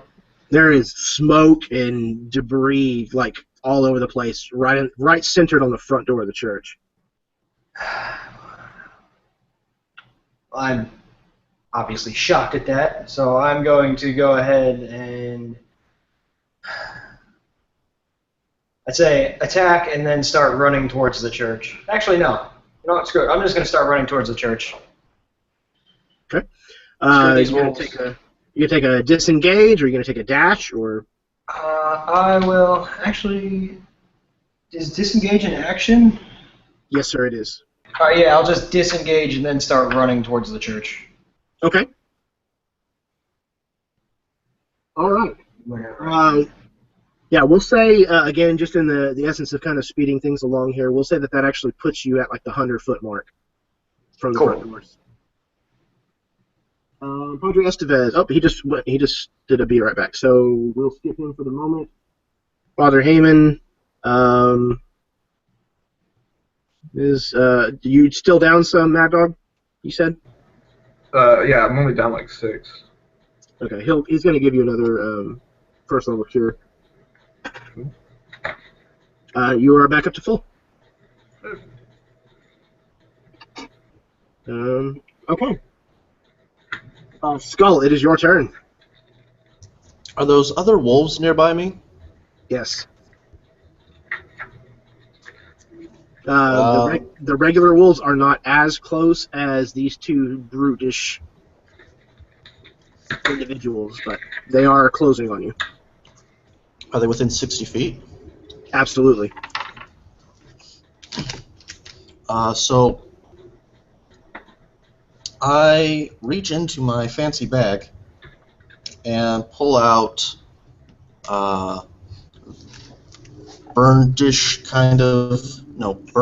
looking kind of gun called Telmedin, pointed in the general direction of all of my enemies, pull the trigger, and when an explosive gout of fire goes out, I jump up while they're distracted.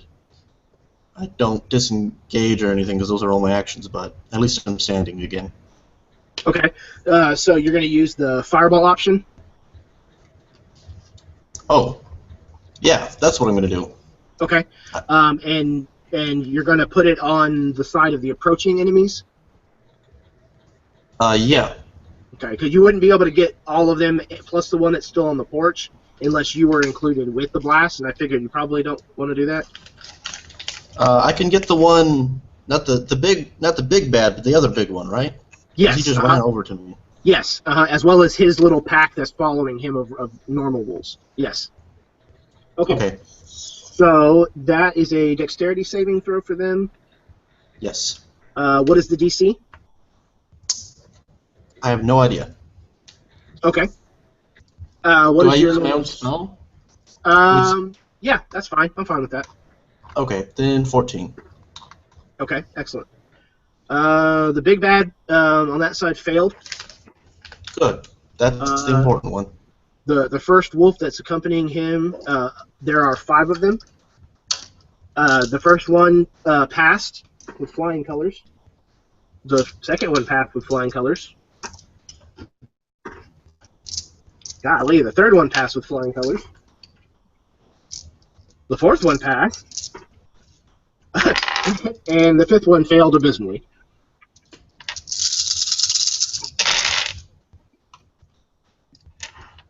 10, 20, 28 fire damage to anyone who failed 14 for the others.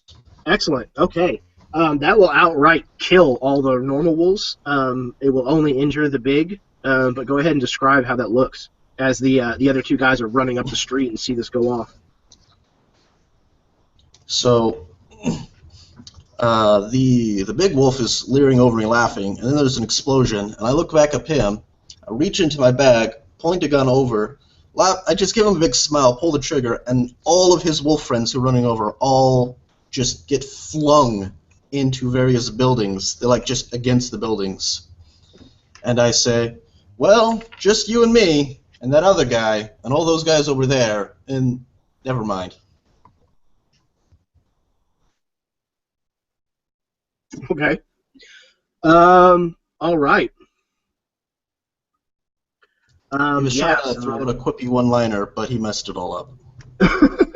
It's okay. Luckily, there wasn't anybody really nearby that could still hear anything after that dynamite went off. So that was a new big wolf, right?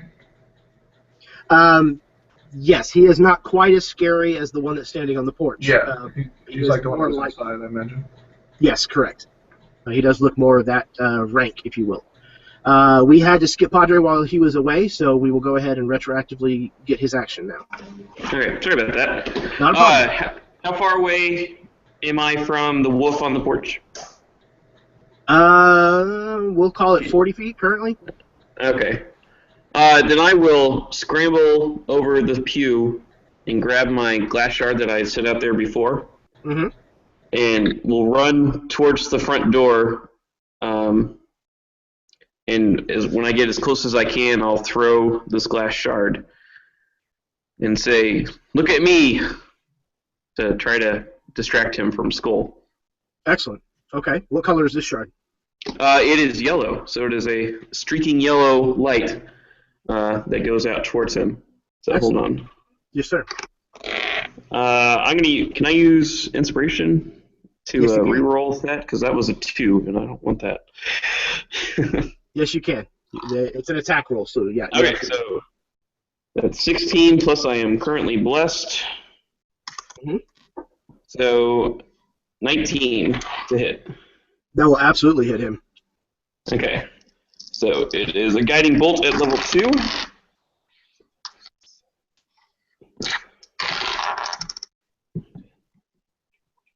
$15 damage. Nicely done. That's against the big boy, right? Yes, uh-huh.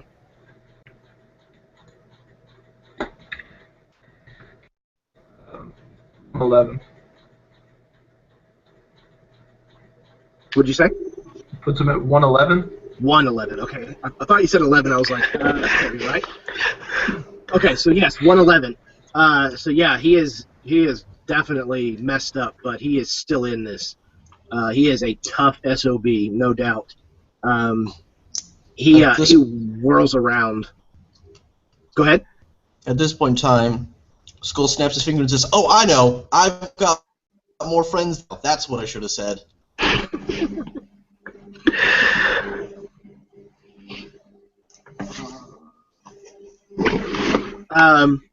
We retroactively did that on the Skull's turn, so it is the Wolves' turn. However, right now there are not currently any wolves on the street to be dealt with, so we will skip right over that. It is Big Boy's turn. Once he spins around at towards Estevez, he starts moving that direction rapidly, closing the distance in no time at all. Does he provoke an attack of opportunity? Not from you. A Mad Dog who was straight. Oh no, he used a dash to move away from the door. So you're not sitting next to the door either. But he's standing next to me. How does he not provoke? Were you okay? You just stood up in place. Okay, Yeah. then yes. You may take an opportunity attack as he leaves combat with you. I just realized I'm holding a gun in my hand. That is true. But I've got a knife on my belt. You can use guns as like club-like weapons and things. I'll smack him. Smack him with my gun in the back of the head. It won't do any damage though. Probably not. It won't. So I'll just say I smacked him. It is a magic gun. So make it a magic weapon. Not in this regard. So yeah, you swing out at him, and it kind of clips him in the flank, but he doesn't seem to pay it much attention. He kind of bounds, half on two legs and half on four, across the 40 feet between himself and Padre Estevez, and then attempts to attack. So he went up the door ramp and is inside? Oh yes, absolutely.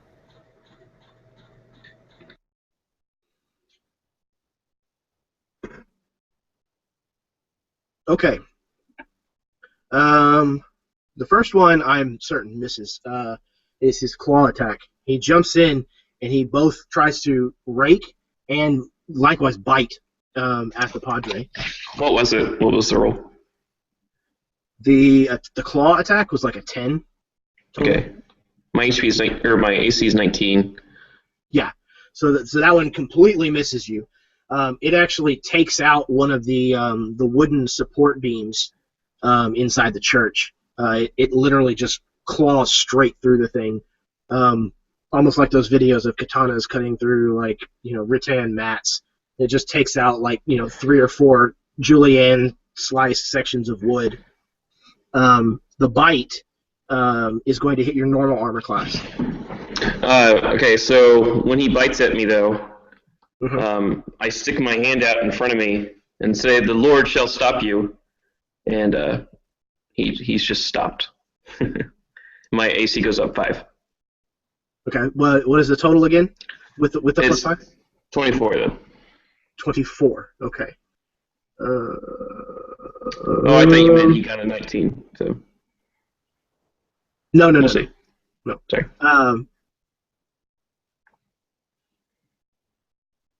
Okay, a 24 actually hits on the nose.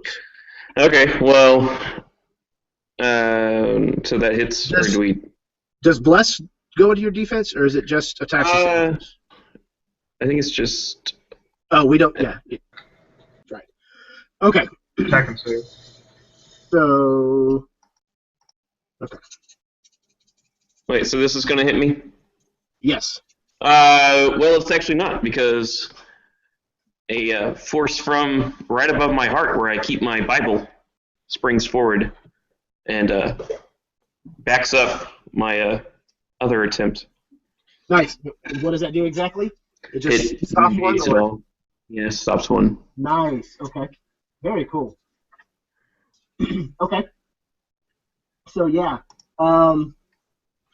Let's see how this... Okay, so he comes at you, and he's jumps up the ramp and is kind of coming through the air, slices through the one support pillar, and comes to bite down at you.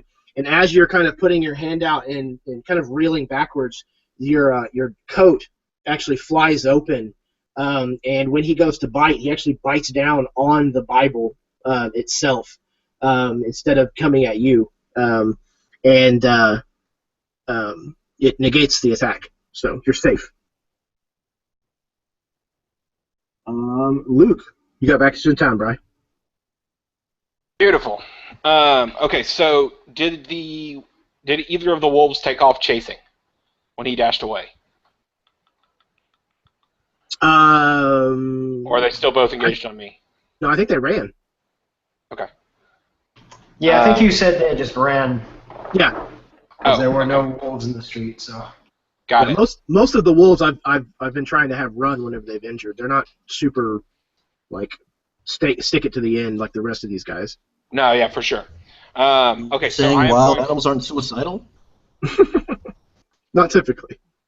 I'm going to continue pressing towards the church, and assuming there is still a werewolf looming over Skull, I'm going to blast on it. Okay, yeah. Absolutely. Fireball just erupted, including the wolf that you can currently see, but he is still standing. Absolutely. I am going to put 2 rounds at him, ignoring disadvantage from long range. Good deal. Is that from the crossbow expert? No, that's from sharpshooter. Oh, nice. Okay. First one's a critical. Oh, yeah. Second one is 11. Excellent. The 11 will miss.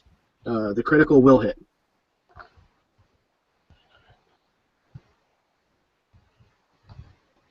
17 points on the critical and miss on the second.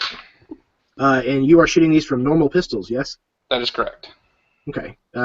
The bullet hits him and does no damage. I am probably at enough range that I really can't tell that. Probably. It doesn't seem like he reacts quite the way that he should have from a bullet wound. Okay. So you may not be clued in entirely yet, but something definitely was a little off. Perfect. And we had established with Dariel that you guys are at the 100-foot mark currently. Basically at the end of that move, that's where you would be. Okay, back to the top of the round with Mad Dog.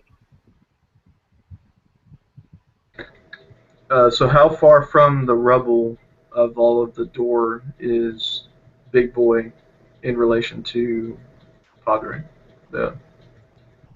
He is right in front of Padre. Right in front of Padre, but how far away from the door? I would say there's probably 10, 15 feet between the werewolf and the door. Okay. Then I'm stealthily going to attempt to get up behind him with my blue pistols, and then shoot him in the back. Alrighty. Do your thing. I think sneak attack, you get to choose which attack it applies to. So basically, if you get hit with one, you can choose which one you want to apply it. And I'm flanking with Padre, correct? So I get advantage? Yeah. Which is what allows me to get my sneak attack. You're also blessed from the other Padre. That is true.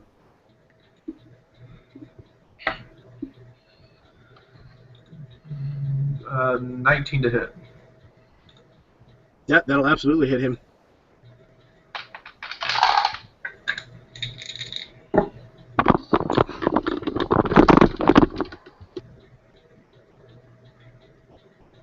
For 18 points. Woo. My sneak attack. Alright. So that's going to put him to 129.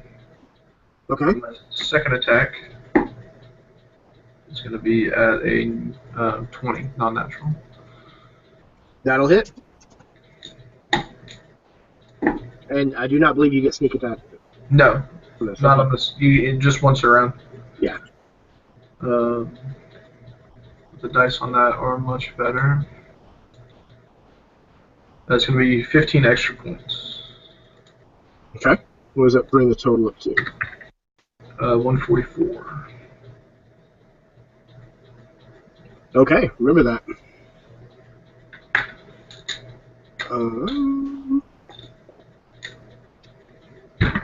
Trying to get a picture here. Uno momento, por favor.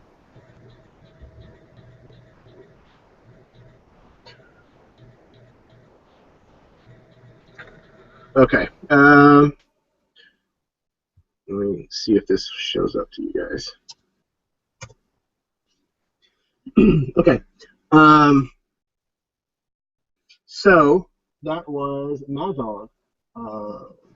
Okay, we are back to out in the street. The werewolf that is still squared off with Skull is going to attack him. It's one of these guys. Okay.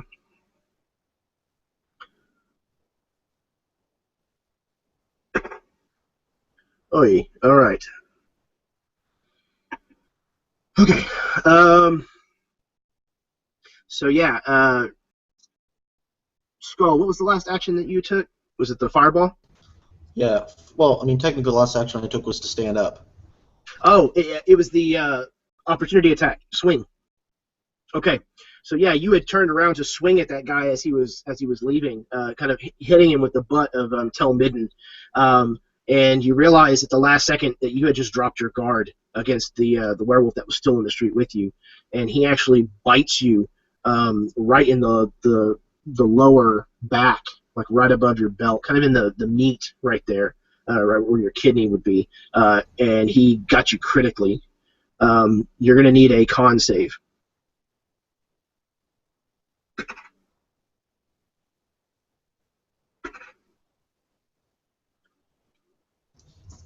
I spent inspiration to get all the way up to a 9. Oh no. Okay. Well, 9 is also the amount of damage that you took from the critical hit, the bite. You can also put an L on your sheet somewhere for me.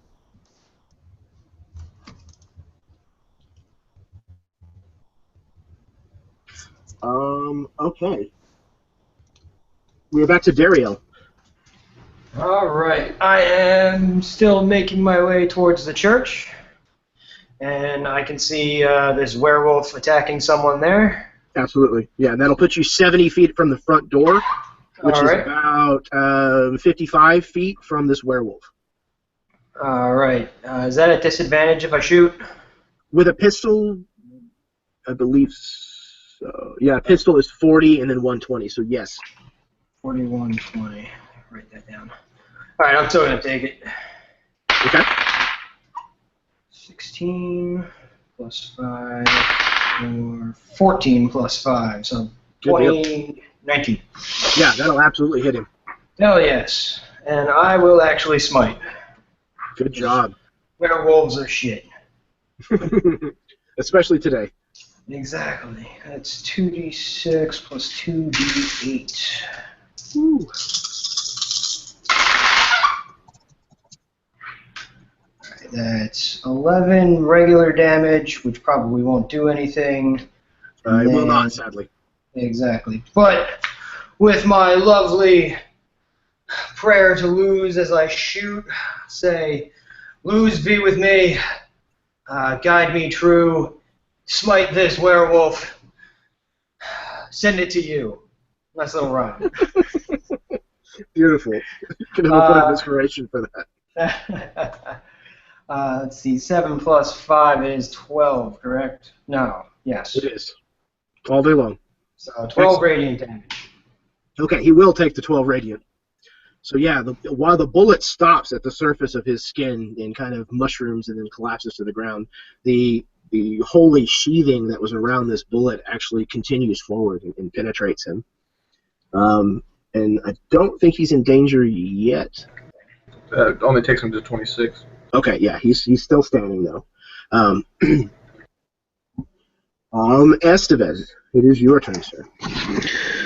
Okay, so I will stand strong and tall, and I'm going to yell out back, but when I do, it actually comes out of a roar from my helmet. Excellent.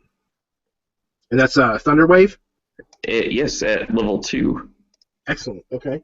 And I think he has to make a... Con saving throw. Excellent, okay. And what is the DC? Is the DC just my DC? Or... Yes, that's fine. Okay. Mm-hmm. Then it is... Once I find it, 15. Okay. He rolled a 15 total. I passed with a 19. Okay. I'm right behind him. I think you're far enough away because Thunder Wave, I think, is only in the... It's a 15. Around them. Well, it's a 15-foot cube. Right. Oh, okay. Yeah, so everything around you. Just around you. Gotcha.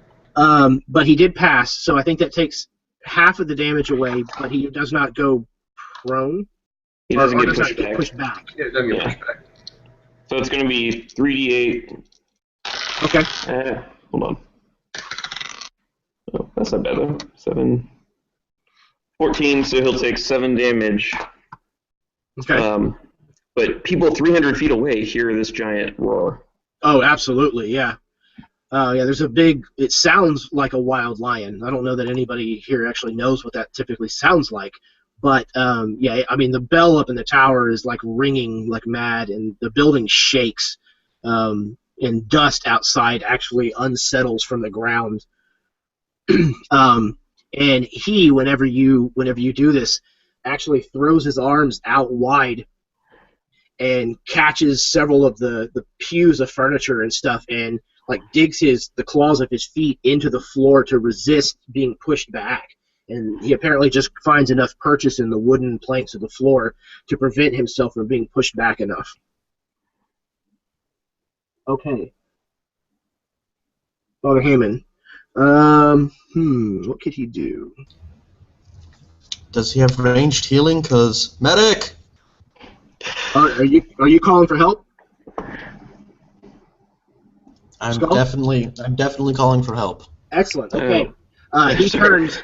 Sorry, I guess I could have used that as a bonus action too. Sorry. He turns and runs towards the front door, giving this werewolf a wide berth, and starts to clamber over the rubble that's in front of the front door.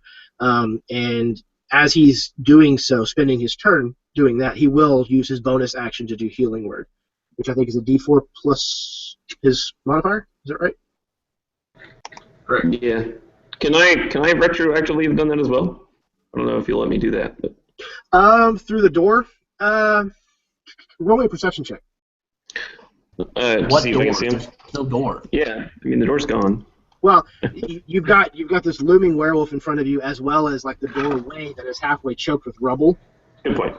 So, just if you roll well enough on a perception, I will absolutely let you. 10. Yeah, that's good enough. Okay. You may go ahead and do so.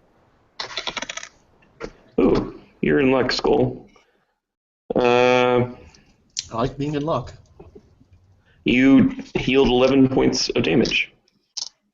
Very nice. The Father Heyman also rolled max, so you get 7 from him. As he's kind of clambering over the rubble, he kind of shakenly gives a prayer to Luz and asks him to impart his blessing on you, since you're doing your best to defend his house and his children.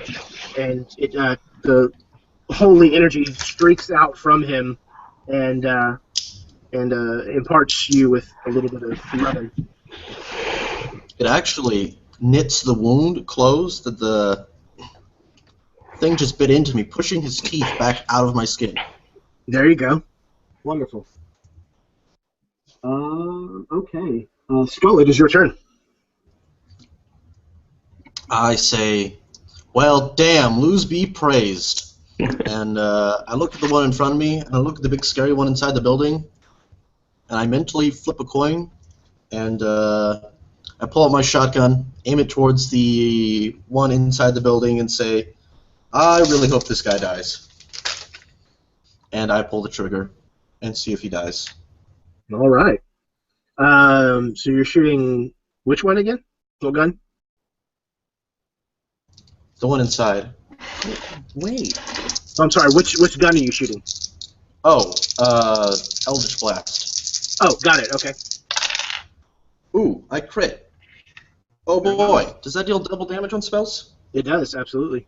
Do I roll twice or just do double damage? You roll twice and you add your modifier. If you get to add your modifier, you add it once. I don't add it. Okay. It's still 13 and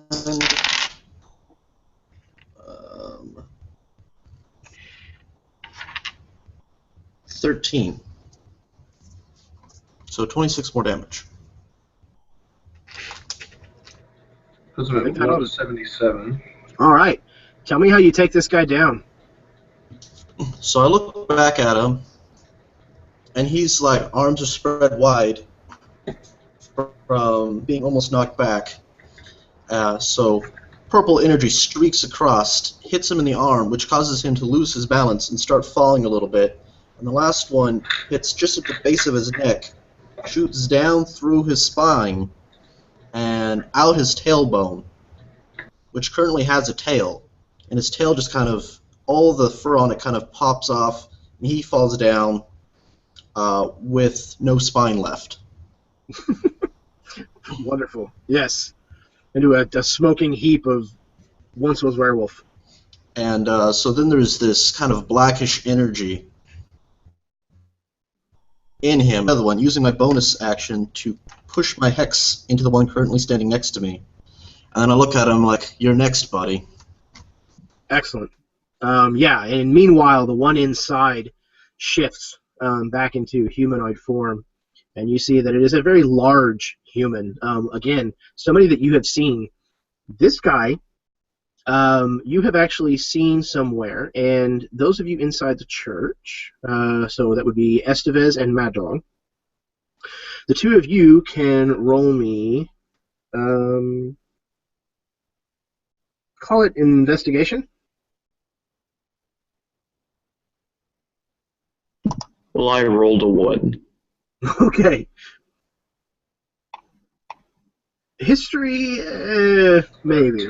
Total. Would you get 10? Yeah. Rolled an 11. And my modifier for that is a -1, so I got a 0. Wonderful. Badre, you have no idea. Mad Dog, it takes you a minute to recognize this person. Part of it is he's naked, for one. For two, you just are having a little bit of a hard time placing his face. And then you remember where you've seen him. You actually saw him at the Caldwell Ranch. He was actually one of the ranch hands that was working on the ranch. Okay. There are still no wolves that are currently willing to tango with you guys, so we are back to that dude who just died, so he's out of the picture. Which brings us to Luke. I'm going to continue making my way towards the church, now at a trot. Okay, so you're going to dash? Yes.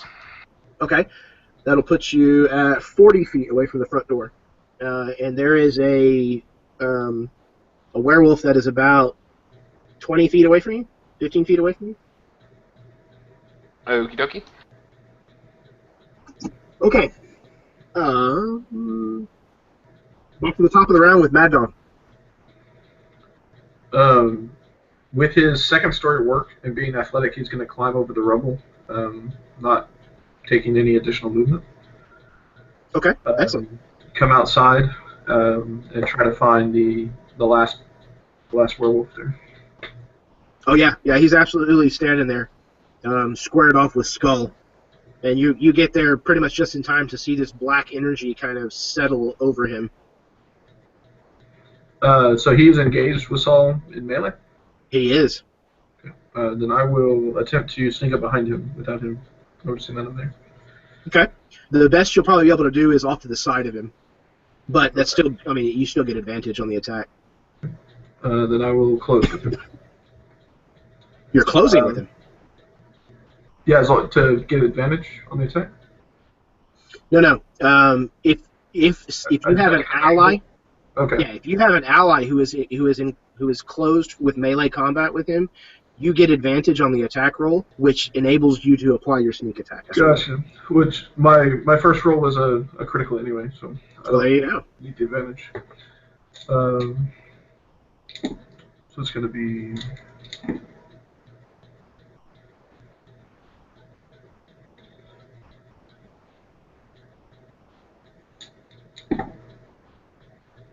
Uh, 30 points.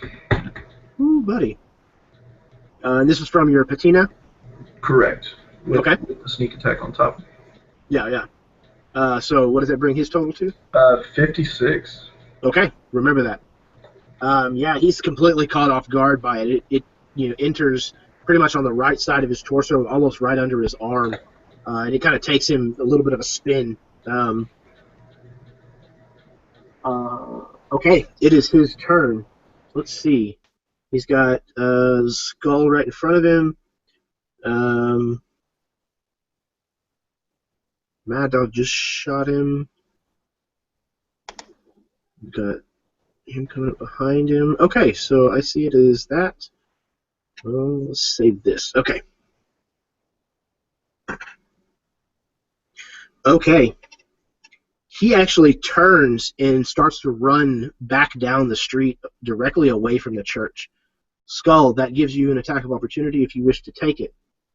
He will also be running straight at Dariel and making an attack on him as he makes a fleeing run. So, Skull, you may take your attack of opportunity if you wish. I take a verbal attack of opportunity and call him a coward. Excellent. His pride is wounded. Cutting words. He takes 17 pride damage. Oh man, he dies. No. Well, I mean, Skull does have a silver tongue. That's true. Okay, so as he runs up to Dariel, he makes like a half-hearted attempt at a swipe at Dariel, pretty much just enough to kind of get you to back away from him, to get out of his way, kind of thing. And he is barreling his way down the street. Now, mechanically, that only amounts to 30 feet this round, but.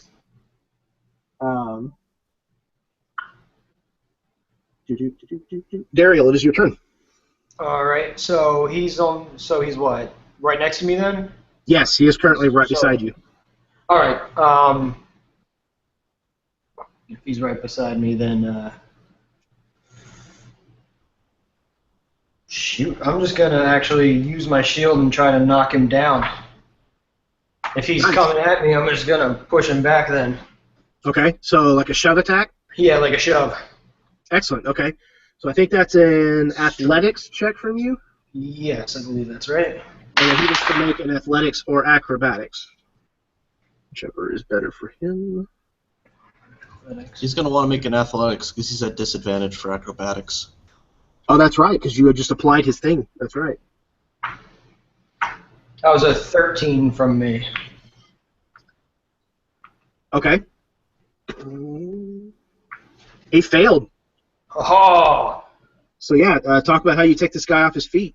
All right, he's running at me. I'm just going to plant down and push as he gets to me and just knock him on his ass.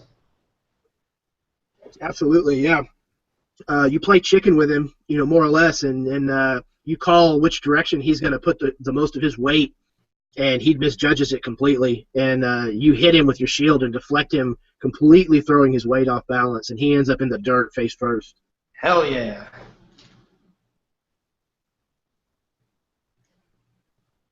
Estevez. So if I go forward 30 feet, is he going to be within 30 feet of me? Is who going to be within? The werewolf? Yeah. No, because 30 feet would put you pretty much at the front door of the church, and he just moved 30 feet away from where he was previously, so he's at about 45 feet away from the front door. Okay, I guess I'll dash up to him. Okay, yeah, it'll take you a little bit of movement to climb over the rubble that's choking the front door. We'll call it a 10-foot, so if you're dashing a total of 60. Yeah, so that gets me there. So yeah, you're within 30 feet of him, is what you were asking? Yeah. But that's all I can do then, right? Yes, yeah, because you dashed, yeah. Unless you have something you want to do as a bonus action. Is anyone hurt that I can see? I think so. I've got claw marks and bite marks all over me. Okay. Well, as I run forward, I see what looks like to be a holy man lose. I imagine he probably has some kind of religious markings on him somewhere. Just my shield, I've got something on my shield, I would say. There you go. So as I run, I will yell, "Lose, heal your other warrior." Yeah, so here you go, Estevez. Like as you clamber out of the doorway, you look up just in time to see this person take the werewolf down to the ground, and you look up and you see the light of the full moon actually glint off of his metal shield that he just used to take him down, and the negative space off of his shield actually shows the light of lose, the symbol. Well, when I see that moonbeam shining down, it just looks so holy, and I yell out for him to heal, and I see the scratches start to disappear, and he actually heals 11. Awesome. Good deal. Okay. Loses glory.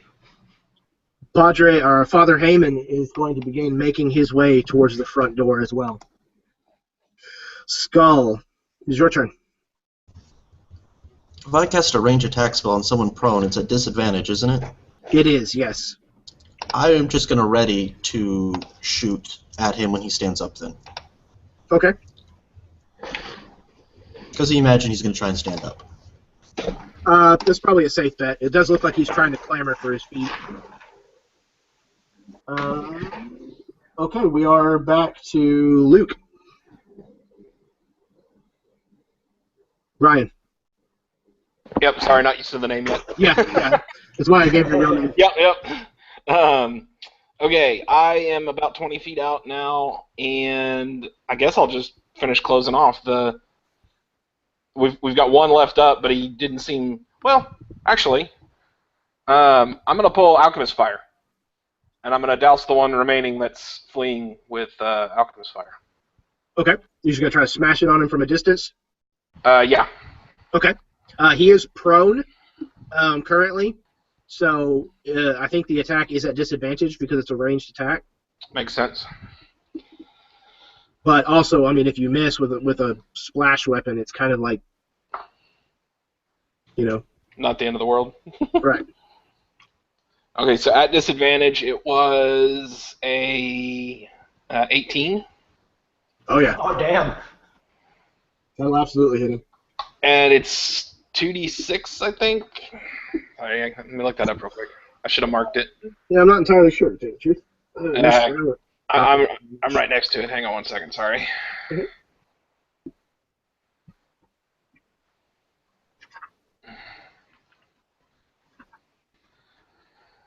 Alchemist, antitoxin.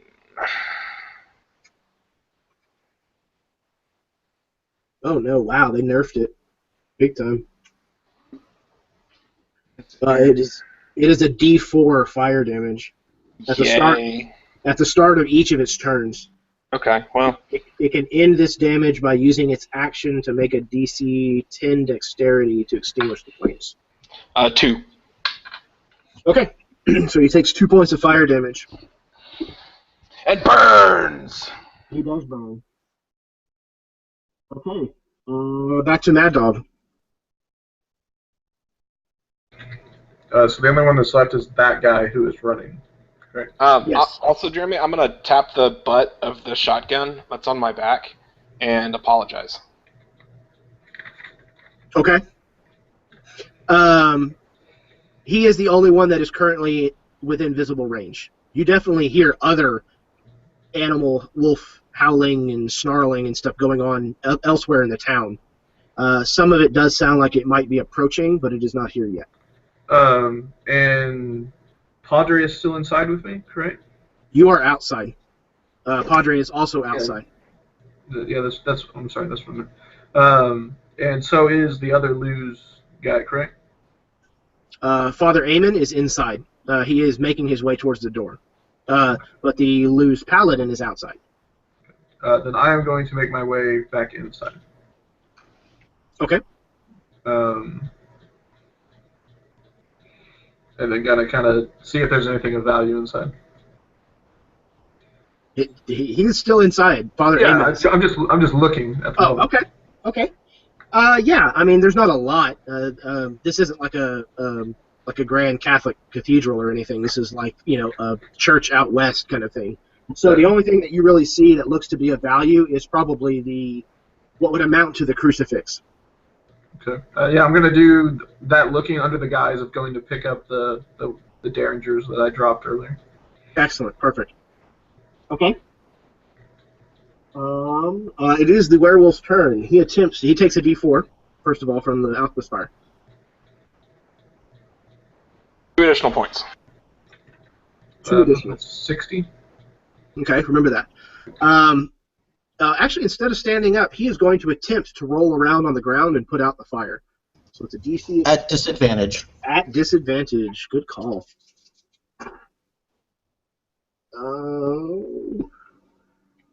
Wow. And fails to do so by 1 point.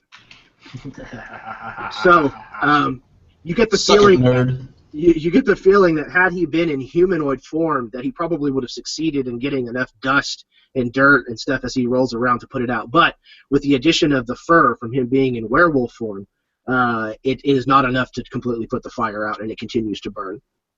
I think that is his action. However, he will go ahead and use his part of his movement, half his movement, to stand up, and then the additional 15 feet.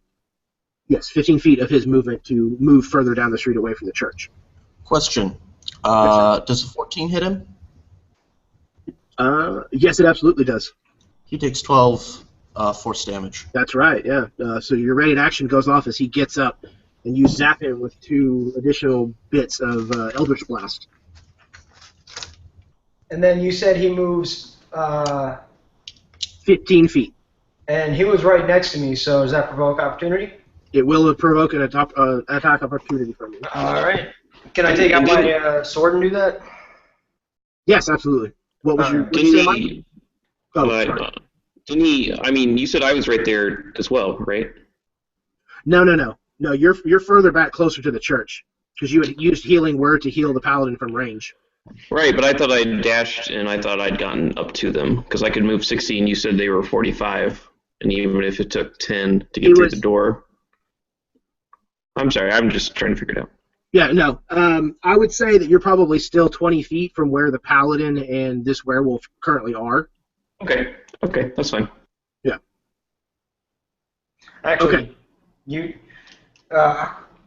opportunity attack is a melee attack. It's not like I can actually use an action, correct? Because would I be able to shove him again? I think the way that shove reads is you can use shove as a melee attack, but I don't know that for sure. I'm looking it up right now. Let's see.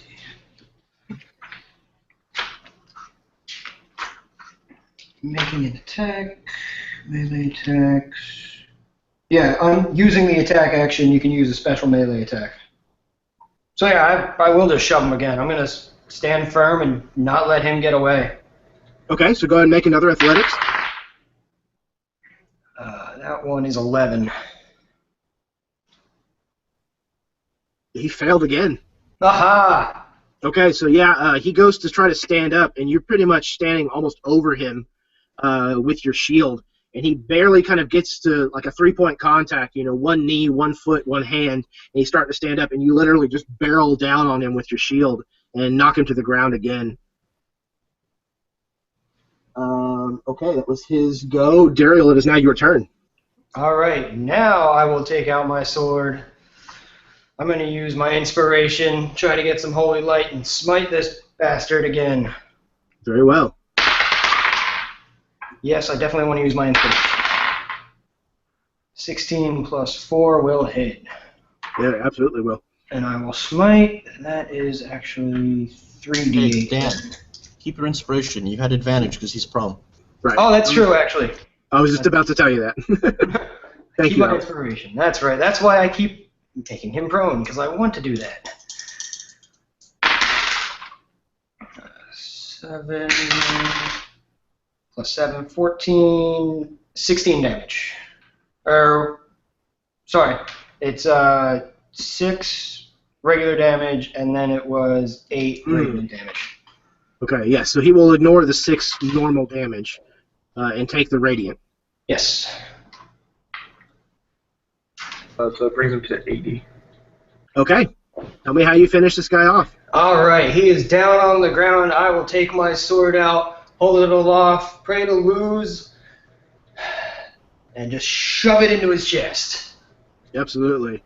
Yeah, he howls one last time and then kind of tremors and goes still. And before you even have time to remove the blade completely, it shifts, and you can actually see that it is a male dwarf.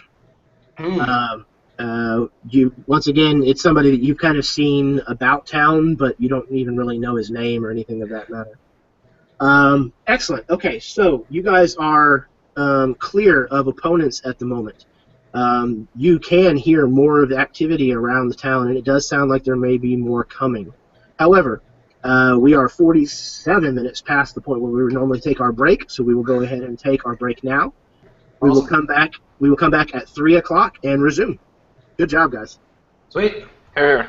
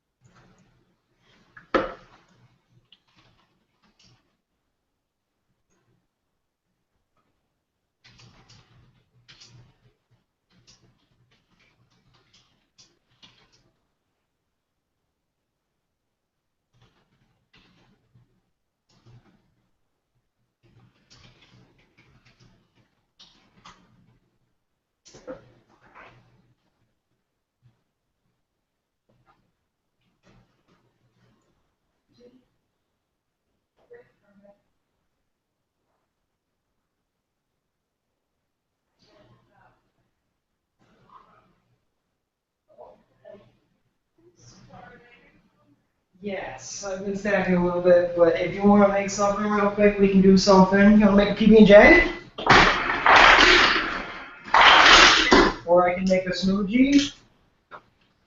We have meatballs if you want to actually eat something. Yeah.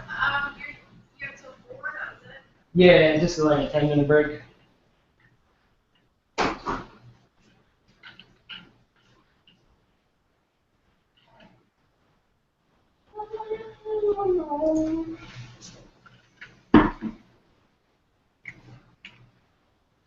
Dear God. I know, right?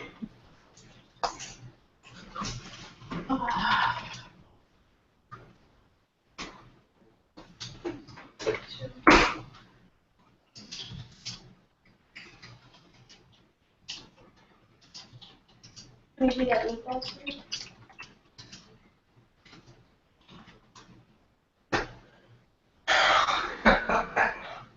I'll actually do the chicken if you want the meatballs. The meatballs are good for you, right? Meatballs.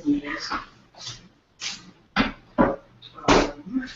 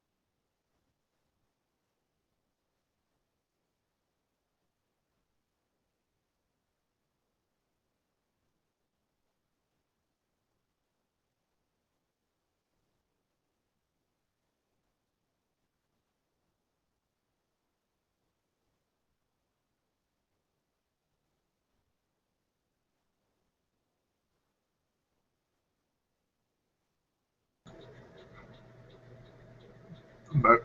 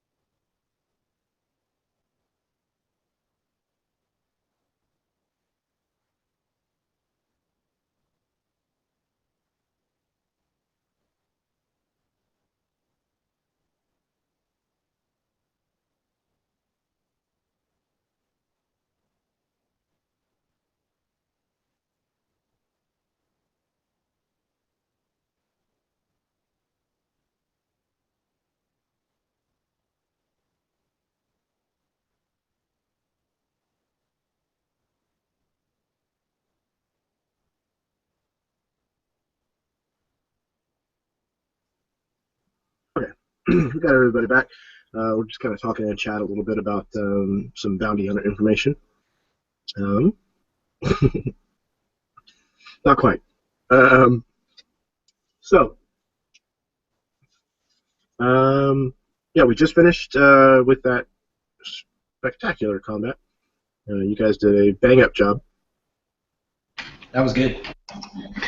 I'm pretty confident some of those were werewolves. I feel I'm pretty bang up. 33% sure. Well, I would murdered say that I something. think that- I'd like to note that none of these got a fair trial, and I don't see what the big deal for the priest was. I mean, we just slaughtered way more people. this priest only that's still alive killed right like 2, 3. We only actually killed 3 werewolves. 3 werewolves, 9 wolves, and 7 ran away. If my counting was accurate. It sounds right. I don't need to give the trials. I am the law.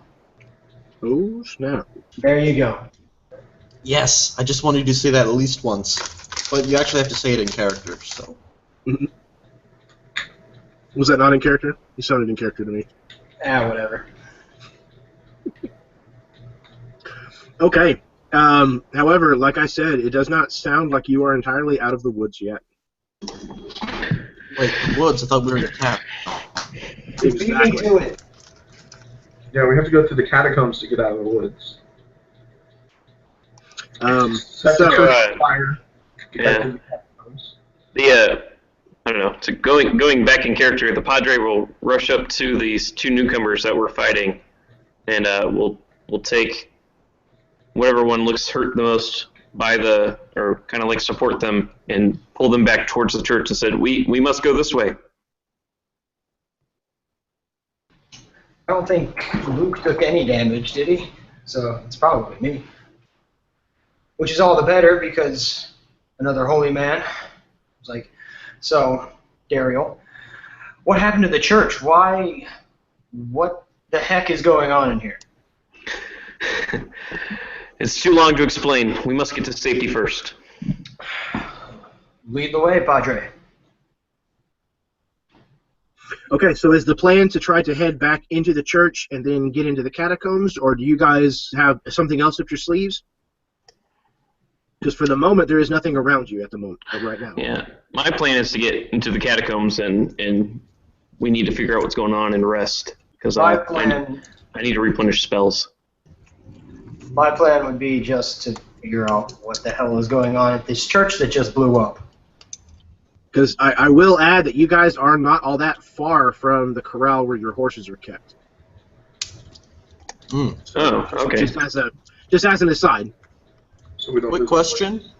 Mhm. The werewolves that we killed, are they naked werewolves? They are Okay. only wearing what they came into the world with. Plus Okay, a few, just bullet for wounds and clarity, scratches. I was born wearing a suit, so are they wearing suits? No, they didn't have such privilege. You spoiled brat. Do they have silver spoons in their mouths? Absolutely not. That would be terrible for them. That would be quite an ironic. It would be. So, what is the overall consensus of the plan? Time is definitely ticking. Yeah, I don't think we should lose the horses. If we cleared it enough, we should go. Just run out of town that way. I mean, if someone says that in character, I would probably do that, but otherwise I'm still going towards the safety of Luz's church.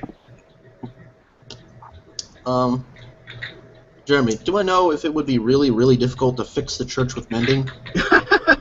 Yes, absolutely.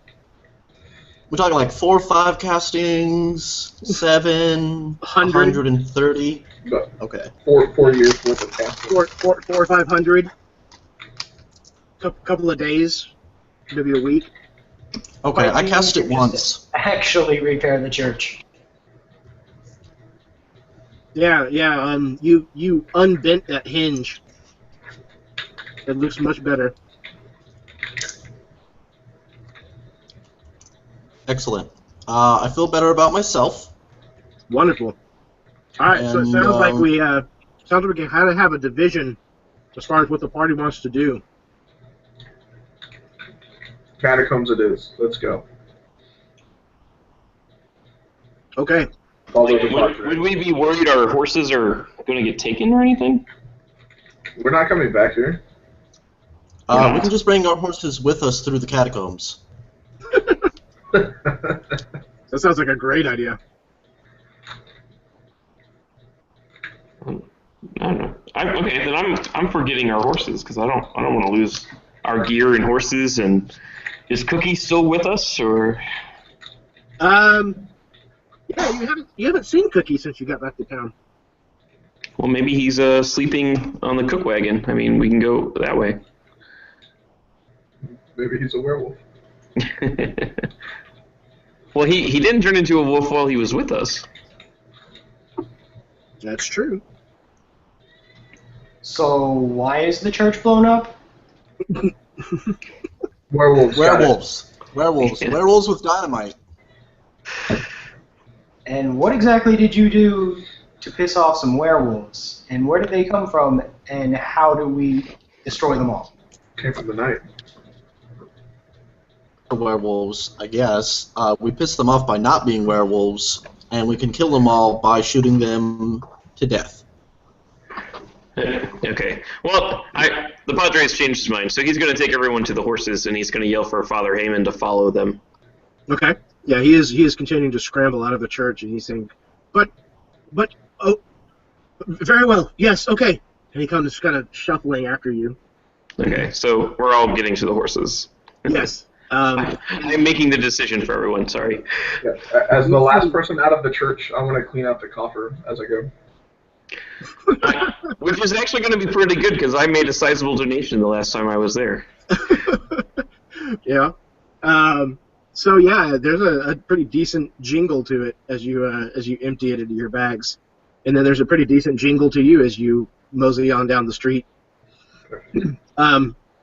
As Mad Dog rushes to catch up with the rest of the group as they're shuffling towards the corral, he sees more than one wolf keeping pace with the group on the next street over on both sides of you. They are definitely tracking you guys. It's not quite to the point where they're actively pressing in on you, but they are not far. Okay, so you get to the corral and throw open the gate and get inside. and frantically begin saddling. I'm assuming. I'm Yeah. assuming I came in on a horse, correct? I would imagine so. Yes. Two things. One, I say, so looks like only magic hurts these guys, and I pull the belt from my waist and offer it to the holy man and say, this is the best magic weapon I can give you. Father Heyman says, or silver. Silver also hurts them. I'll ask him where is the silver that's confiscated when people come in. He said usually the sheriff or that infuriating halfling woman confiscates it and holds it until people leave town.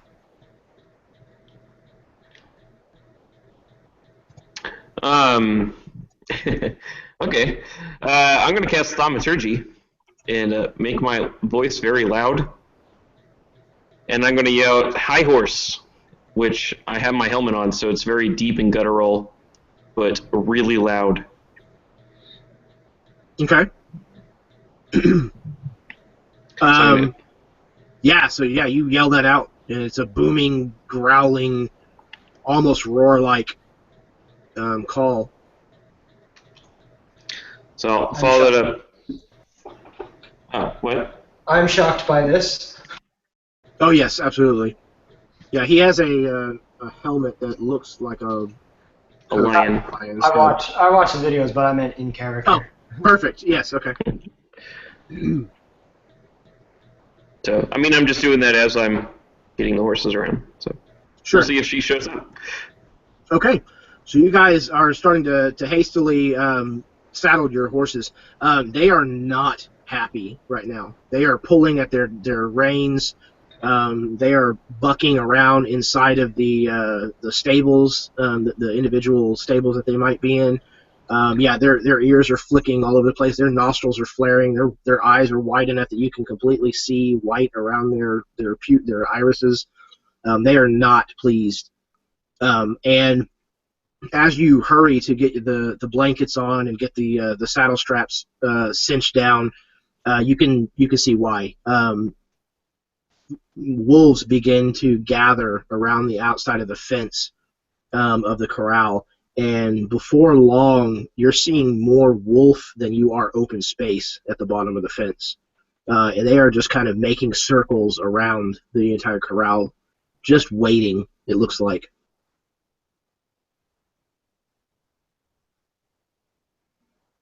Uh-oh. Did you guys catch all that or no? Yeah. I did, yeah. Lovely. Time to fireball. What? So it looks like time for a fireball. Oh, okay. Yeah, if only I still had one. For Brian, who says the voice went kind of robotic, the corral is basically surrounded by wolves. No, you were loud and clear for me. Yeah, Bri had put something in the chat about not being able to hear me. Yeah, I can now, but I couldn't hear any of the description. Right, yeah. Like I said, the wolves are now surrounding the corral. And they're barking. They're barking like dogs. I hear that. It's so lifelike.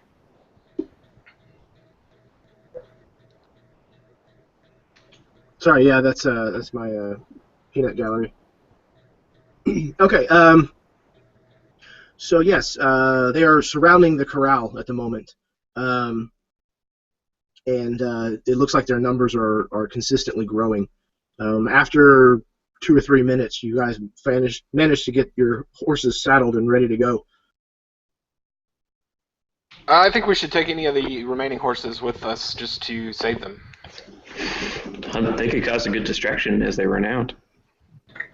Yeah, that's what kind of I was thinking too. But before we do that, I get my horse close to the edge and I hold up my necklace and I say, lose this light, lead our way, and we'll use the radiance of dawn that is within it. So every hostile creature within 30 feet must pass a con save of 13 or take 2d10 plus 4 radiant damage. Nice. What was the DC again? it'll be 15. Okay. You said within 30 feet of you? Yeah. Okay. Within 30 feet of you, there are 7 of them, and 4 of them failed, and 3 of them passed.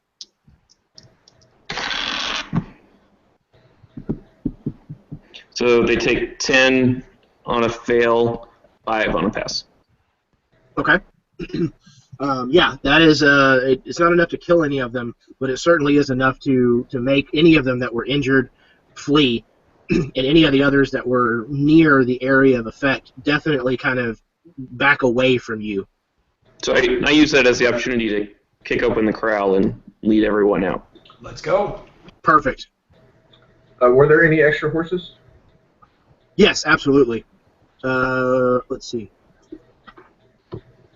Yeah, there were 8 additional horses in the corral, other than the ones that belonged to you guys. So I guess as I lead us out, I yell really loud. Nothing really specific, just yell really loud as my loud guttural voice to try to scare some other ones too. Excellent. Take a point of inspiration for all of that, Derek. That's fantastic. Who is leading the train of extra horses? I want two of them, 2 of the 8. Okay. Yeah, we should like ride with them ride between them if we can. Okay. So Mad Dog has 2 that are trailing behind him. I can manage 2 as well. And I want to be towards the back. Right. Yeah. We'll have you bringing up the rear since you were the last one to get to the corral. You're the last one to kind of get everything set up because the horse is a little tall for you and everything. So yeah, that's fine. Is Father Heyman on his own horse, or does he have to ride? Yeah, he'll actually have to ride one of the extra ones. He actually doesn't own a horse. Okay, so there's one of the extras. Okay. So yeah, that means 7 that need to be accounted for. Mad Dog had 2. Luke took 2. That leaves 3 additional. I'll take 2. Okay. Skull has 2. So all right, Daryl has the other. Excellent. Okay, they're kind of spread out all amongst your little herd, your impromptu herd you have going here, and you guys kick out and head towards the nearest edge of town. I'm guessing. Yeah. Sounds good. I have a question. Excellent. If I'm riding a horse and the horse takes a dash action, can I then shoot from the horse? I think so. The rules on mounted combat are real light in 5th edition, but I believe that you can do that. Yes. I just want to, zap people here and there, convince them to stay the hell away from us. Sure. Yeah. For the most part, the ones that are getting near the front, Estevez manages to kind of push them back.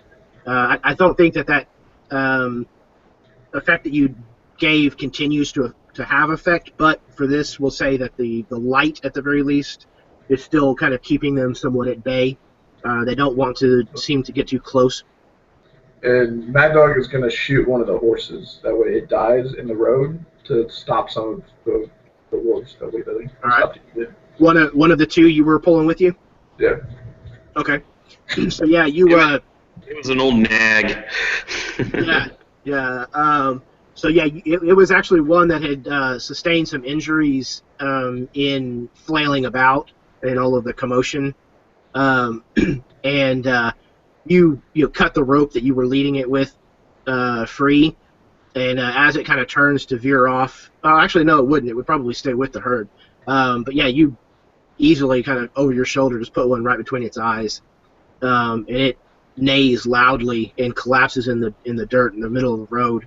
And several of the wolves, probably close to a dozen, pull off from the chase and tear into the horse, definitely giving you guys a little bit of relief from the pressure.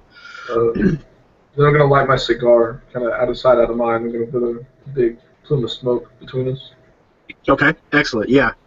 So yeah, you do your little cigar and manage to summon up a cloud of cigar smoke that kind of obscures your hasty flight. Okay, you guys are nearing the edge of town when all of a sudden you hear screaming. kind of screaming? Sound like high horse? It sounds like a female halfling. I love.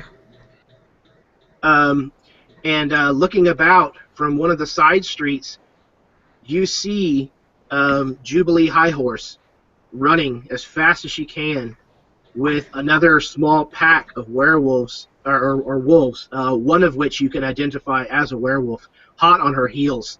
And she is torn to shit. And she's trying to shoot at them, but she's also mainly trying to just get away from them. And they're pretty much like toying with her at this point.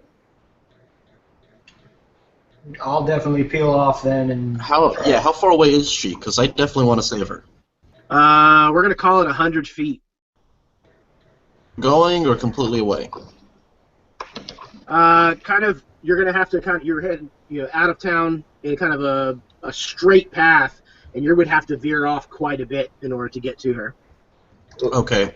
I take the two horses I'm with and that are with me and veer off in that direction, shooting Eldritch Blast in their general direction. I also want to point out that my hex lasts for 8 hours. So wow.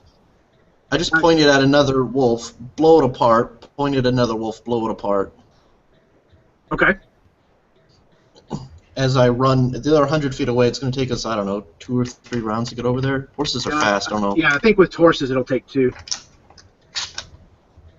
So I'm riding over there, blowing up wolves as I go. Is there anybody that is not headed towards the halfling? Everybody is. Excellent. Okay. I mean, I'm gonna ride towards her, yelling out, "Come to my voice," which is loud and deep and probably doesn't really sound like me. But you get the feeling that like the screaming, it didn't as much sound like just a terrified general scream. It definitely seemed like it was done to try to get your attention. She absolutely sees you guys, and she's trying to see if she can get towards you. But like I said, they're faster than her, much faster than her, and they're kind of like chasing her on the sides, letting her get up and run a bit, and then tripping her again. They're definitely just messing with her. Okay, well I yell, "High horse, come to me," and I ride that way as well. Okay, excellent. Can I attack? I mean, are we allowed to do that? I think we're going to get into that here, because several people are asking to do that. Okay, so do we just want to keep the same initiative order from before? Sure. Wonderful. Okay, in that case, Mad Dog, you're up. While everybody is focusing on shooting, I'm going to dash over. I'll let go of the other horse. That way it can kind of be a distraction as well. And I'll just head straight to her. Okay. Maybe I'll get her after all. Yeah. All right. The one amongst the wolves that is bigger looks up and sees you coming, and then immediately changes his shape into an upright posture.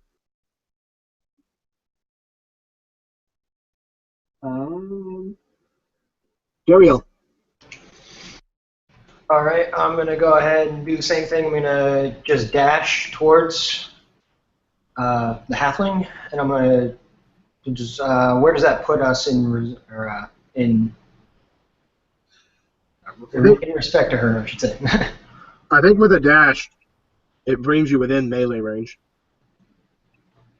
All right, I'm going to jump off my horse and see if I can tackle this guy. Dan, I want to remind you, I gave you a magic dagger. Oh, did you give that to me? I thought you gave that to... Yes. Oh, okay. You're the only holy man. There's... Well, not quite. 2 different fathers here. No. You're the only holy warrior. Holy warrior. All right. So, as far as who you're talking about trying to tackle, you're talking about the one that just shape changed, yes? Yes. Perfect. Okay. I'm just going to jump off my horse and try to just land right on top of him. Okay. So we're going to go ahead and call that a shove action, but you're at advantage. Sweet.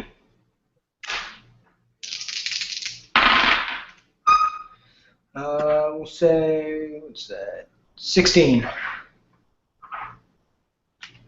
Awesome. Okay. Yeah, you come riding up, let go of the reins of your horse, get your shield ready, and leap out of the saddle, and just hit this guy right in the, between his shoulders and his belt, and just completely take him down to the ground. Hell yeah. Both of you are prone. Alright. Esteves, it is your turn. I was muted. I will have my horse run up in the horse attack. If it's a war horse, yes, but none of you guys have war horses. Okay. Well, I'll get fairly close and point I'll get close to High Horse so she can scramble on, and while she is getting onto my horse, then I will point my finger at the werewolf on the ground and say, "Let loose, punish you!" And a flash of light leaps from my finger, and it's a guiding bolt at level 3. Ooh. Excellent. And 21. Absolutely hits. So 66.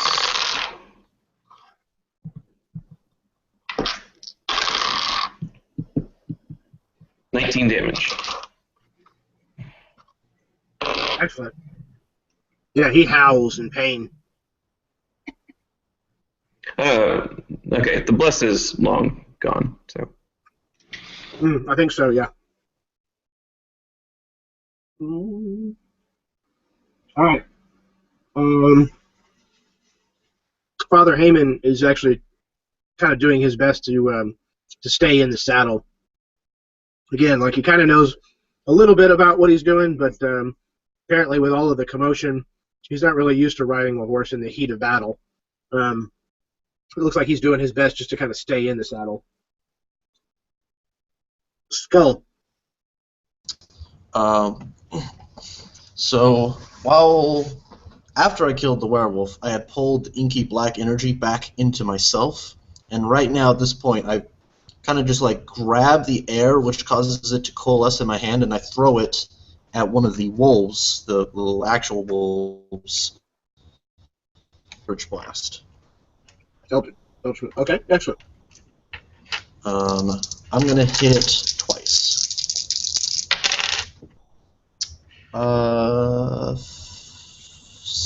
15. Oh yeah, definitely. It takes 9 damage, and then 14. Yep. Okay, it takes 9 more damage. Okay, yeah, that one goes down. So the Eldritch Blasts follow after the inky blackness. As soon as the blackness hits him, 2 bolts just pierce right through him. Yeah, absolutely. So he collapses over onto his side with 2 gaping, purple-rimmed holes in his body. Okay, Luke. Okay, so the High Horse she's kind of on our end of an alley, right, between the 2 buildings? And the wolves are chasing her, like, between the buildings? Yeah, it's not as much an alley, it's just kind of a side street off of the main street. How wide? We'll call it 15 feet, roughly. Okay. What I'm going to try and do then is jump off my horse to land between the werewolf that's on the ground with and the other wolves that are still coming. So the werewolf that shapeshifted, at least in my head, is first in line, and then the rest of the wolves are kind of coming from behind. Is that right? They're kind of off to the side. Like I said, they had no trouble keeping pace with Jubilee High Horse because she's a halfling and they're wolves.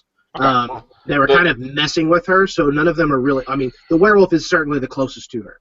Okay. The intent, just so we're on the same page, my intent is to position myself as an additional blocking person between party and wolves, and then unload with a shotgun blast Okay, excellent. into pack of wolves.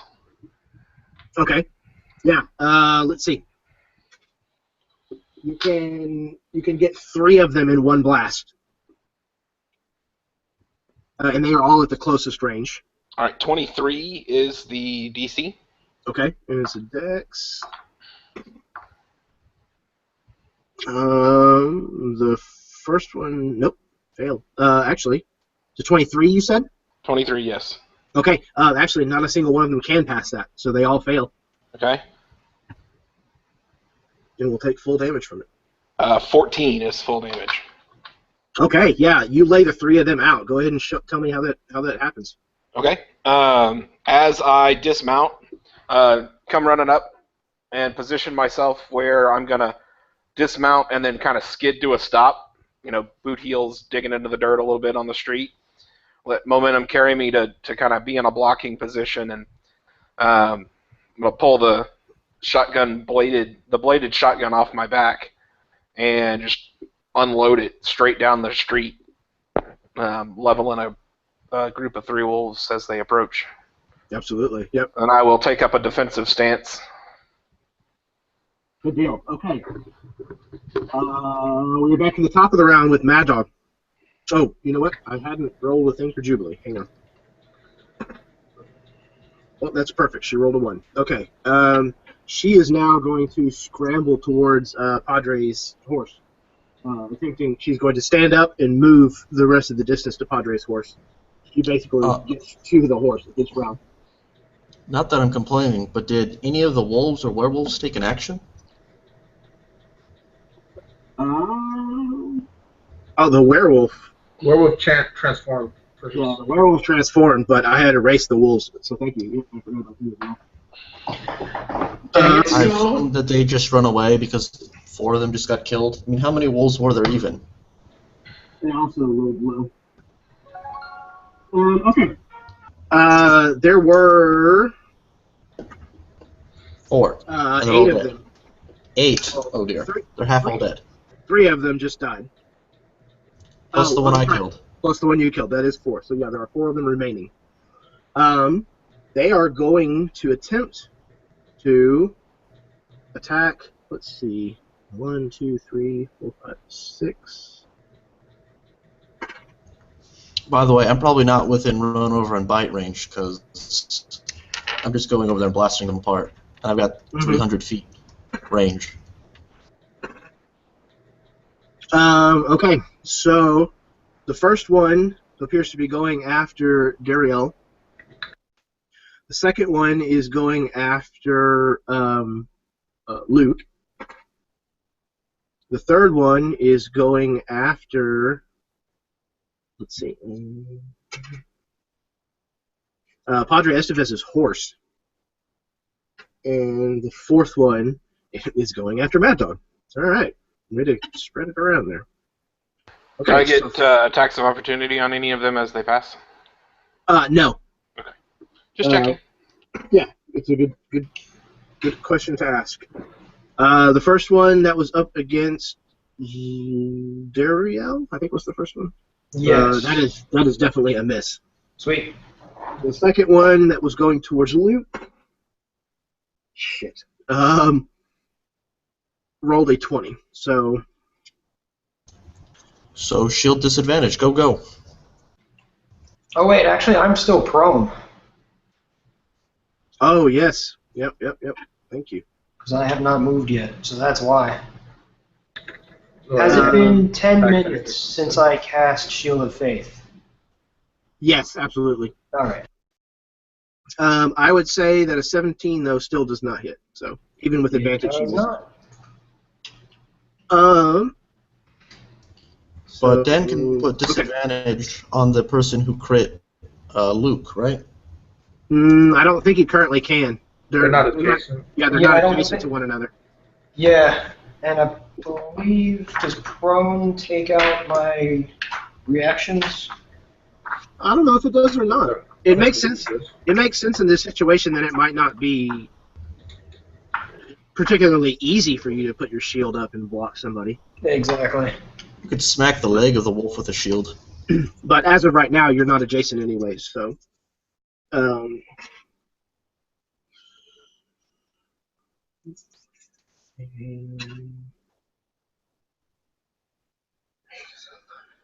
okay. So Luke, it's 13 points of damage coming from you, or coming to you rather. Let's see. You just did your shotgun blast. Okay, so yeah, you had your shotgun. You just blasted 3 of them, and then from the side, another one of the wolves comes at you and leaps up and bites the inside of your wrist, and he just tears those veins open. It's incredibly painful. Let's see. That was wolf number 2. The third one was going after Estevez's horse. What are the chances my shielded vestments can help my horse? Not good. Darn. I don't know what a horse's. Unless you have mounted combat, you can redirect the attack to you. I don't think anybody took mounted stuff that I recall I don't believe so. in the group. Where are horses? In the back of the player's handbook? I think they have horses back there. I have a monster manual here. I actually don't see horse. I see war horse. I got riding horse. It's under R. Oh, it's under R for riding. Oh, wonderful. Oh, yeah. Their AC is 10. Yeah, an AC of 10. And then an average of 13 hit points. Okay. So he absolutely hit it. Let's see. Okay. 7 points of damage. It needs to make a strength saving throw. I guess you actually probably needed one as well, Luke. I forgot to have you do that. Horses being 4-legged animals have advantage. Yes, absolutely they would. I rolled a natural 20 for my horse. Yeah, so even though he takes a pretty severe bite from this on one of his hawks, he manages to kind of stamp away from it and manage to keep his feet underneath of him. Luke, what was your strength saving throw? You're muted, brother. Shit, sorry. It was 13. Perfect. You're good. Okay. Okay. And then last but not least, one of them was coming after Mad Dog's horse. You are still mounted, right, Mad Dog? Yes, I am. Yeah. Okay. An 18, that'll definitely hit the horse. Okay. Is 7 points to your horse. He's going to need to make a strength check. Again, an advantage. He actually rolled a 20 on the first one. Nice. Okay, so yeah, these horses are apparently from a very good breed. Yeah, and yeah, they managed to slough off the attacks that they're taking from these wolves. They are not happy about being here. So what's going to happen is any of you that are on a horse that has been injured are going to need to make a handle animal, or animal handling, yes, animal handling check, in order to maintain control of them next round. Otherwise, they have special boots for animals. Yes, somebody does. Your ranger, Virian, who is not here. Oh, never mind. So what's going to happen basically is if you do not pass your animal handling, the horse is going to move where it wants to next round on your turn.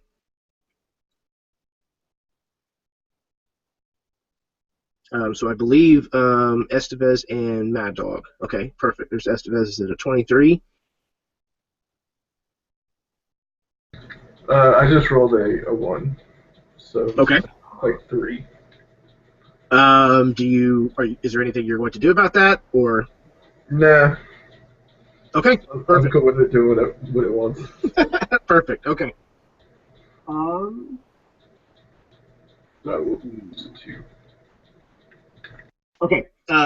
So yeah, Jubilee going in the bottom of the round. She has just now moved her way to Estevez's horse, which puts us back to the top of the round with Mad Dog. Okay, so your horse. He is going to turn directly away from the direction that you just came, or he's going to turn directly away from the action, back in the direction that you just came, and take a dash action.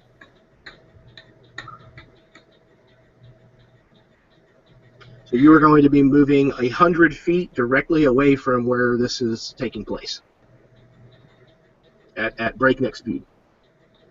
Perfect. Is there anything that you're wishing to do with your turn aside from hold on? How far away at the onset of my turn am I from High Horse's house that she just came out of? She actually came from the sheriff's station, you have a feeling, but it wasn't like she had just come out of the door. It looked like she had been running down the street a little bit. Okay. Yeah, I'm just going to hang on then. Okay. Since you are using your turn simply to hang on, then you don't need to roll anything. You're going to stay in the saddle just fine. Okay, it is the werewolf turn, who is currently prone with the paladin. He actually rolls onto his haunches and stands, and then is going to attack the paladin, who is still prone. Bring it on. Oh, okay, hang on just a second. And you had a wolf on you as well, right?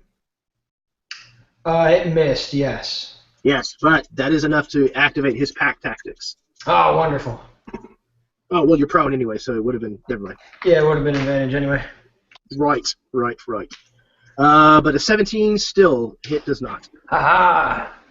Okay, so yeah, he attempts to slam one of his claws down at you and just gets a handful of dirt as it glances off of your shield and then hits the sand beneath you. Wasn't he prone too? I mean, obviously it doesn't change anything because he missed, but isn't the werewolf prone as well? He was. Yeah, he was until he used half of his movement to stand up at the beginning of his turn. It is now Dariel's turn. All right, I'm going to do the same. I'm going to jump up, pull the dagger that was just given to me. Supposing I'm glancing down at it, and I can realize it's a magical weapon, or he said. Oh it, yes, right? yes, Yeah, I absolutely. told you it was magical. All right, so a picture of it real quick. You go ahead with your turn though. Yeah, I'm just going to lunge at him and try to do one of these across his face. Okay, just give him a little slash. Exactly. Okay. Let's Attacks see. twice, by the way. Oh, it attacks twice? Mm-hmm. All right. That is 16 on the first one then, and 15 on the second.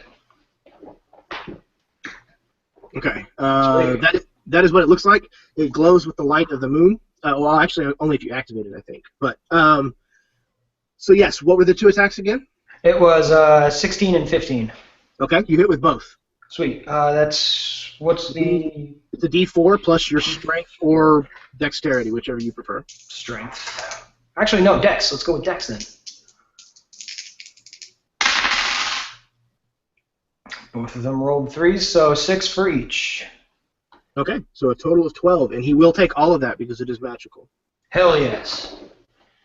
So, and then bring it back. Mm-hmm. Yeah, this thing, you notice, like, when you're fighting with it, this thing moves incredibly fast. Awesome. It's almost like you're not wielding anything at all. Ooh.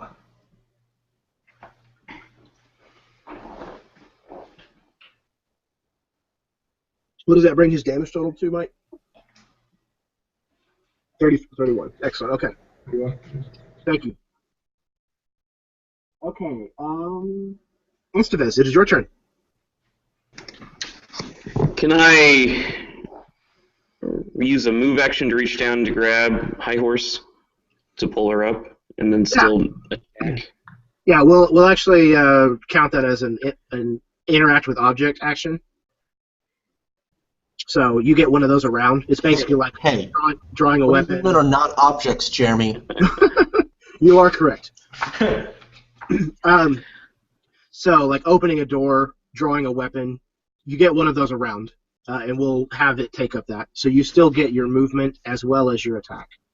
Well, I mean, I need to draw a glass shard out, so I need to draw a weapon. Okay.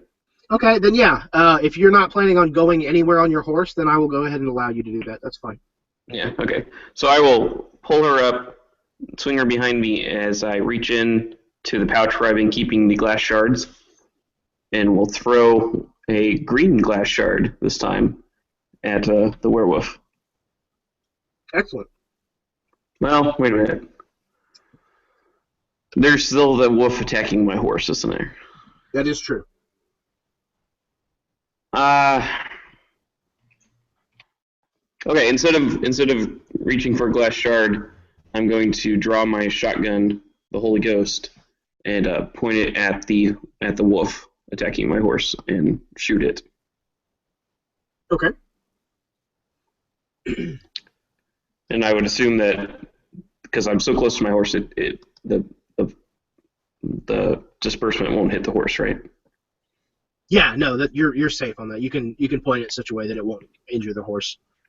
It might scare the shit out of it, but it's not going to injure it. Well, it just got bit, so it's probably going to be happy I did this. Hey, and I rolled a natural 20. Nicely done. Okay, so roll it again. And a 2 that time. So Okay. 22 plus 4, so 26. Excellent. Okay, so yeah, they have no chance of passing that. So you get to go ahead and roll your damage doubled.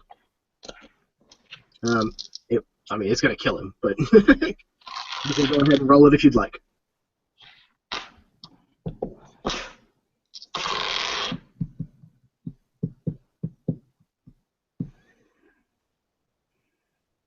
$24. Yeah. Okay. Yeah. You liquefy this wolf. Yeah, I just shot its head, so it just kind of ground meat looking now.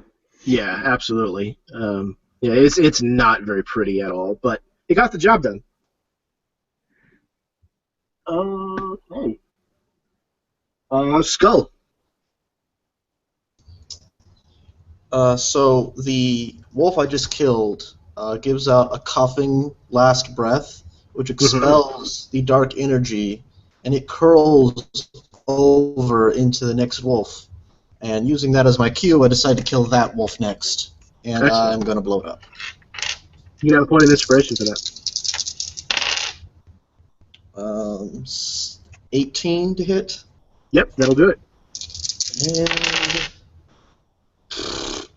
13 to hit. That will, on the nose, hit. Yes. Okay, that is a total of 14 damage. Okay. Yeah, that's another one that bites the dust. So as the smoke curls into it, this inky blackness, the exact same thing happens. 2 bolts fire out of my gun and meet and pierce right through it. Absolutely. Okay. Right through its heart. It's dead. Mm-hmm. Absolutely. That leaves 2 more. Is that right? I believe so. As well That as sounds right. Okay. Yes, 2 more. All right. Skull, it is the wolves' turn. The 2 that are remaining, one of which was on Mad Dog's horse, which just took off, and the other one that is on Dariel. Okay. The one that had bit Mad Dog's actually turns and joins his comrade in attacking the paladin. So, invoking pack tactics, the 2 of them will circle into strategic positions around their prey and see what they can do. Okay, one of them rolled critical. Ah, damn. And the other one got a 12, so that's going to be missed. All right, so apparently the second one was the distraction, and the first one took full advantage and bit him right on the back of the calf. You will need a strength saving throw. Right. 11. 11. Okay, man, you hit the DC on the nose. Okay, so you take 14 points of damage, though, as a large chunk of meat is rendered from your bone on your calf. But you do manage, despite the pain, to stay standing somehow. Through the guidance of Luz, no doubt. Of course. Okay. It was the wolves. Luke, it is your turn. Okay, I am going to Seeing that we're pretty close to dispersing the lot, I'm gonna mount back up on my horse.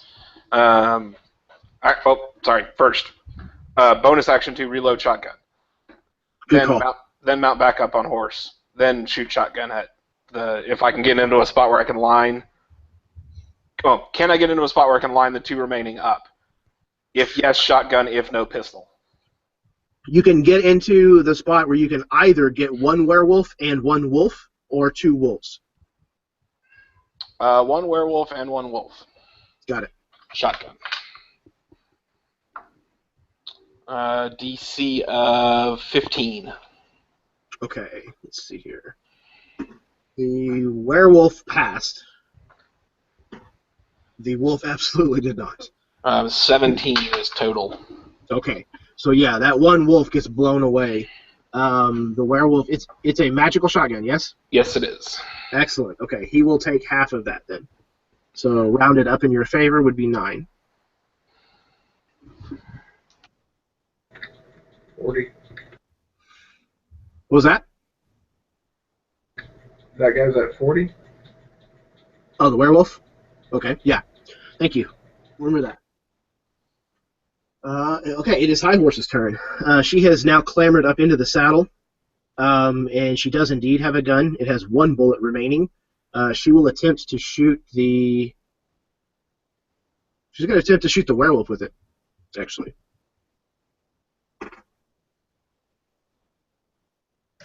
Let's hope reclaimers have magic guns. What's that? I said let's hope reclaimers have magic guns. She hit him. Okay. Pistola. Holy shit. Alright, she does 13 points of damage to him. Those of you who have paying attention... Yes, to the werewolf. Those of you who have been paying attention notice that when she fires the bullet from her gun, nothing spectacular happens, except that the bullet seems to behave like a normal bullet when it hits him. All right. Back to the top of the round, Mad Dog. Wait, seems to behave like a normal bullet, so it doesn't do damage, or... No, like it would normally when you shoot a normal target. Okay, got it. That's why it caught your attention. It's not magic, but she's got silver bullets. Okay. What's my horse doing? Are you attempting to gain control of him again, or just hang on? Okay. Make me another animal handling. 7. Oh my god. Okay. So it is going to continue to run. It is turning. Actually, let's see. Jesus. Okay. It actually turns when it gets to the main street back towards the church. Stupid horse. It's actually headed back towards the corral. Yeah. Dynamite in front of it. Spook it the other direction. The worst that could happen. So, do you wish to just hold on, or do you want to try to do something? Yeah, just to gain control of it. So since I failed at that, I'll. That's all I'm trying to do. Okay. So yeah, you are just holding on for dear. I mean, this is like whenever poor Andy was writing. Oh boy. Oh boy, in the Gen Con film. I mean, he is just. You're just holding on as hard as you can to the pommel of this saddle, trying your best not to just come flying out of here and get. Yeah, like I'm just cursing up a storm. Yes, sir. Oh shit! Fuck! Oh! Ah.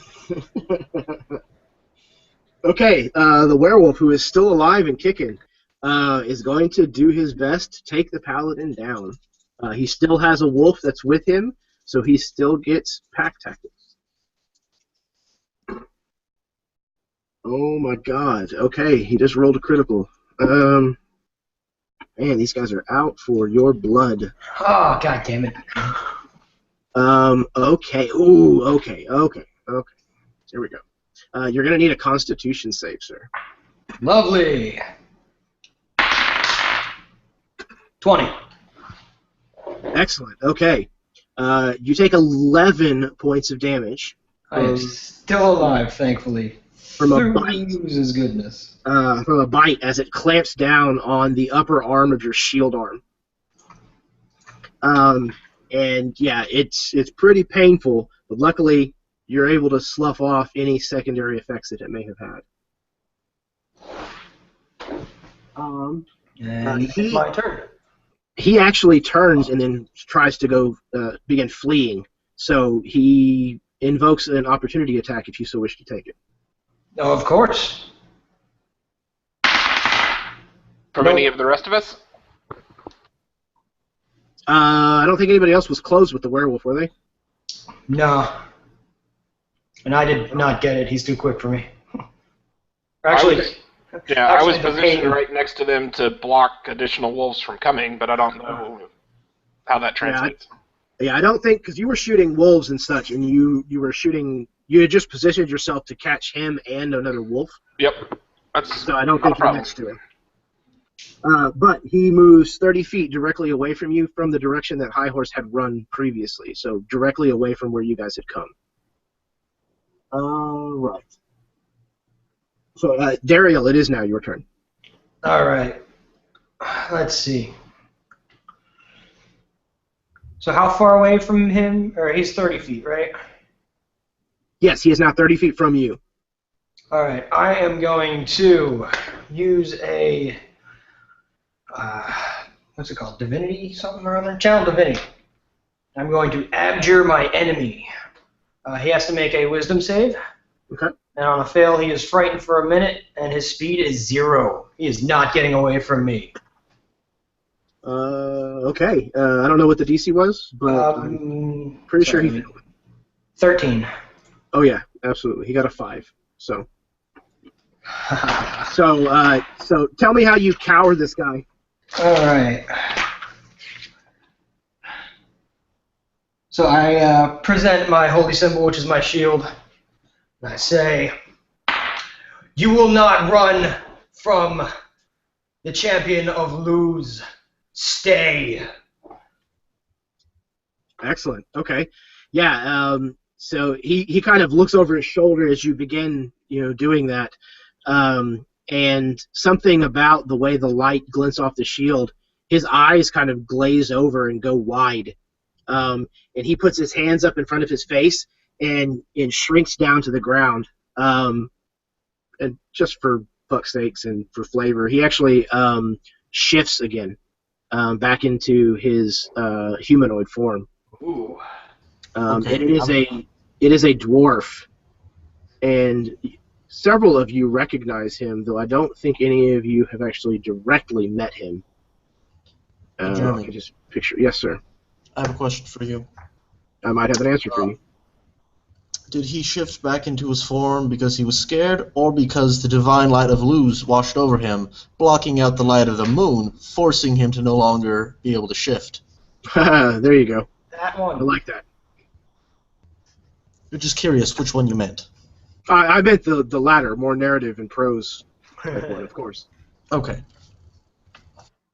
Okay. So this is what this dude looks like. It is another dwarf. Except he's naked. He is naked. He actually does have a gun belt with a pistol in it. He just did not get the opportunity to draw and use it. He does, however, not have the cigar or the gloves or any of the clothing.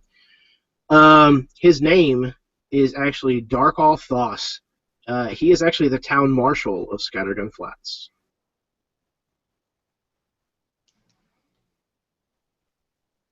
Okay. That was the paladin's turn. Padre Estevez, it's your turn.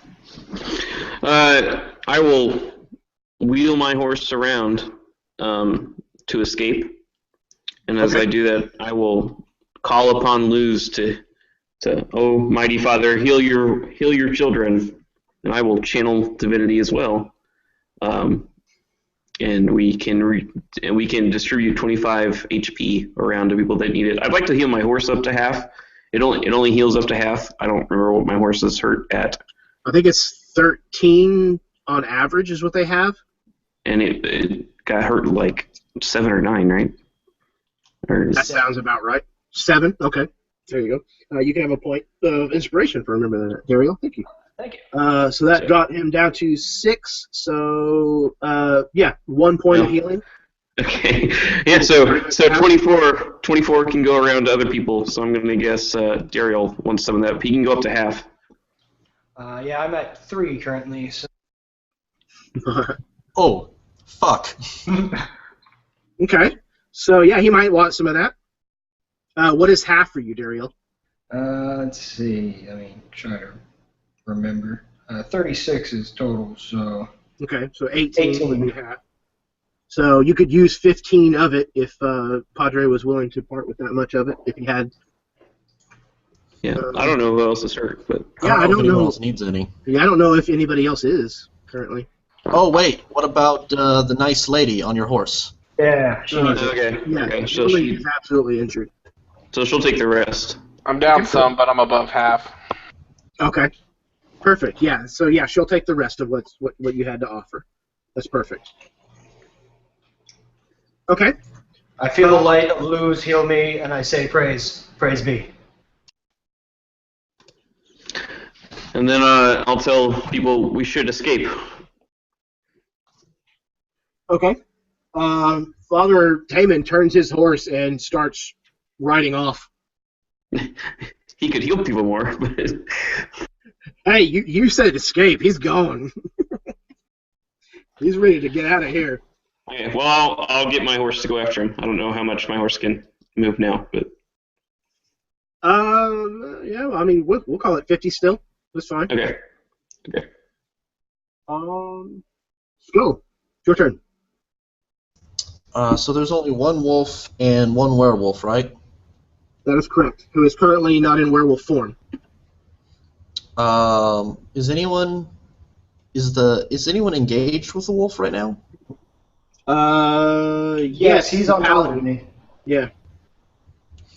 Okay, I'm going to shift the hex to the werewolf, and then I'm going to shoot one Eldritch Blast at the wolf and one at the werewolf. I'm going to see if I can't scare the wolf off and help kill the werewolf. Okay.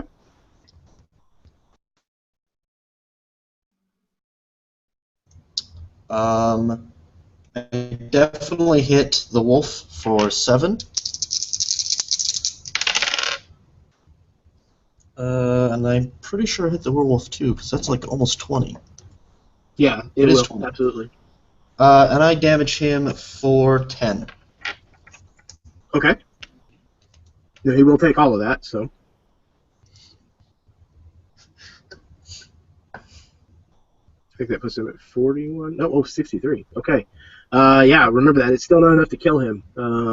But, I mean, he is further cowed by the singeing arcane damage. The wolf, definitely got injured, but also was not killed. But it looks like he's probably going to give up and run. And it is the wolf's turn, so the wolf does turn and flee straight between 2 other buildings, trying to get away from you guys. Luke, it is your turn. Alright, I'm going to kick my horse and charge towards the dwarf. And the initial thought is that the horse will just run him down, but seeing that I'm on realizing fairly quickly as we approach that the horse is not trained well enough to do so, as the ones that I'm used to, I'll veer it to the side, grab onto the saddle horn, and lean way over to the side, and swipe with the sword portion of the gun I've got. Okay. The attack is a critical. Nicely done. Okay, go ahead and roll your damage. Alrighty. That is longsword, so D8s. And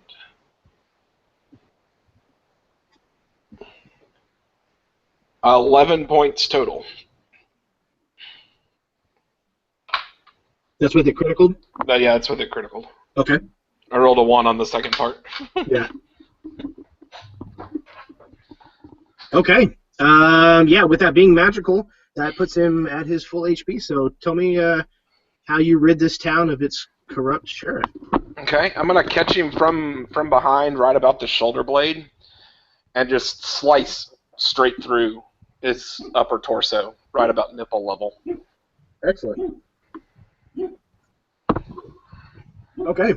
And then I rolled a 1 for pulling myself back up into the saddle properly, so I'm gonna fall off my horse.